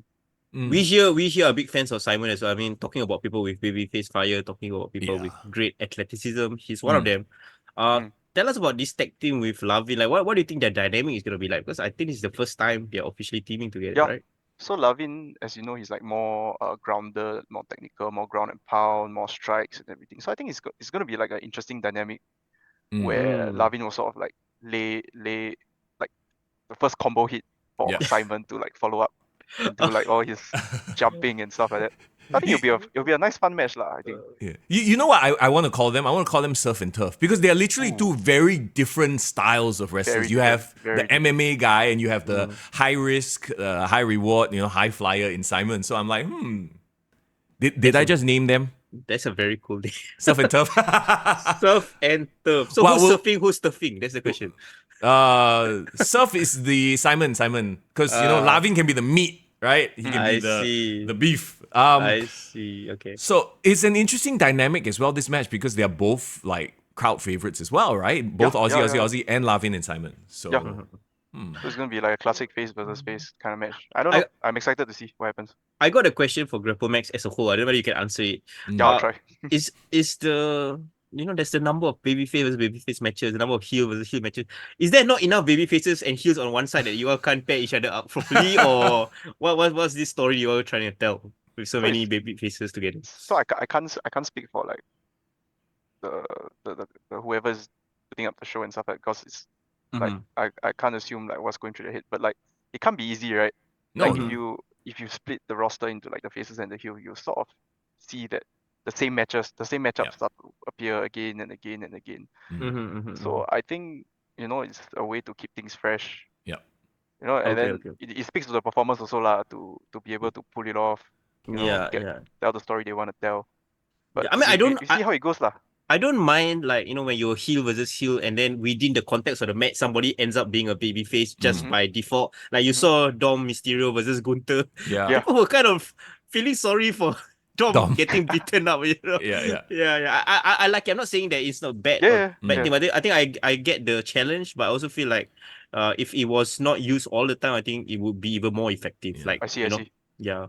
Yeah. I mean, it's one of those inevitable things as well when you're talking about a slightly smaller roster, right? Like, it's bound to happen. Lah. So, yeah, you guys are right. It absolutely boils down to what is the story they are going to tell. Like, is Lavin going to show a more, heelish, more vicious side of himself? Same for Simon. Maybe that's how they play it off. We'll have to wait and see. Lah.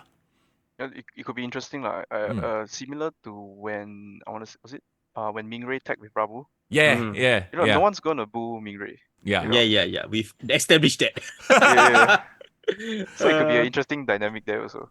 Yeah, Like but a and face tagging with a heel. nobody's gonna boo Aussie as well. So it's like it's really up to Lavin and Simon to be the ones getting booed. I don't know. We'll have to wait and see. Yeah. I'm also curious as well. Like, we've been hearing rumblings of this tag team tournament, Yeah. tag team championship that's coming up. Is there going to be any news? Do you have any tea to share on when this will actually happen? All I can say is stay tuned. Mm. Okay. Let's talk about this singles match. Interestingly, okay, so they all have corners as well. Big Dave with Ban versus Joseph with D. So talking about pulling double duty, Big Dave Yep. is pulling double duty here. We thought he would take a break after because he has injuries and stuff like that. After he lost the title to Wilson, but he's been there every single event, yeah. Like, But wrestling smartly though, I don't think he's yeah. putting as much of a workhorse like crazy performance as he did as champion. wait, He's are still you there. saying he's lazy? You can't say that, man. Bro, don't put words in my mouth. I don't want to get in trouble with more I'm wrestlers. trying to throw foreign under the bus. I'm kidding. It's all jokes. No, Okay. He's wrestling smartly. That's what I'm saying. Yeah. So okay, it's an interesting dynamic that Big Dave and Ban has right now. It makes that whole relationship very unique, right? In that Dave is not above underhanded tactics, cheating a bit, whereas Ban is like no, I want to do things right. So you have Dave going up against Joseph. Also, something I noticed at the Battle at the Barracks, right? And I don't know if it's a new thing. You can shed some light on the eyeliner. What's going on with that? Is that his new thing? Because I don't remember him ever having eyeliner. And then I was at Battle at the Barracks and I'm like, is that Joseph? Why is he going full punk rock? What's going on? Well, he pulls it off pretty well, right? Actually. He does. I mean, I was kind of hoping for maybe he should wear a wig with the eyeliner. It might sell the alt rocker look a bit better, lah. But what's the deal with that? Do you know? So I'm not entirely sure, but we'll see if he pulls it out the next Saturday, and then you'll know it's a thing. Bro, Right? I'm pretty sure it's just for the Battle of the Barracks because it's supposed to be a grunge event. Is it not? Was it? I mean, Maybe. yeah, but the place, I was talking about this with Greg, right? The place looks so nice. It's too corporate to be grungy, to be a Raw Underground situation. Yeah, we weren't allowed to mess the place up. I wanted to use the dustbins and everything. And they said no. Oh my god, using a dustbin would have been epic, bro. Yeah. Oh, that would have been dope. Okay, that's cool. But yeah, tell us about this match. I mean, these guys, they've been wrestling quite a bit. I myself has faced Joseph 3-4 times already. Yeah. And Joseph, wow, what can I say about Joseph? He's always entertaining, lah. Mm. The whole straps thing, the head thing. And then you pair up with someone who's a bit more serious. I would say the wrestling style is a bit more serious. So 100% is gonna be entertaining for sure. You see the serious guy try to pull off certain things, and then you see Joseph. And I would say I think Joseph is the biggest underdog in Grapplemax right now. I feel that Yeah. he has that amazing underdog energy, and yeah, everyone just wants to see Joseph pull off the win. So Mhm. you see what happens lah. Okay, this is a crazy comparison. Correct me if I'm wrong. This match feels like Triple H versus Eugene, bro. I tell you, bro. This Dave, he one time get pissed off by Joseph. I think gonna beat his ass like crazy, bro. I'm very worried for Joseph right now. His chances in this match. So are you saying that D is like the Rock who's going to come and help Eugene? Yeah, I mean, and then- I don't know who is in the background, like what roles they play, lah. Yeah, yeah. Whether Bun is Ric Flair, I also don't know. no, Bun is the young guy who doesn't want to do things wrong, remember? Oh yeah, so he's So Maven, lah. He's You may- Maven, goodness. wow, these comparisons, all my these God. throwbacks. Yeah. Yeah. But yeah, we've talked about how Joseph is, he has this babyface fire, but we are worried because there's a fine line between, like, being lovable but transitioning into like a complete comedy character that can be taken seriously. So there's that line he kind of have to find in his character performance for now. I don't know, maybe fighting somebody like Dave can bring out that serious side in him, that that fighting spirit as well. So Or maybe the Yeah, you eyeliner. definitely have to pull out something in order to match Dave's intensity and stuff like that. So I'm excited to see what he does. all right. Very cool. So is that the whole card? Because I'm looking at the Instagram, you guys' Instagram right now. Those are the matches that I see. Tag matches. The tag match. Tag match is Aussie. Yeah, that was the tag. Oh, that was a tag match. Okay, so there you go. I mean, as it is right now, that main event is going to be like, it's going to be huge because it's an elimination match, right?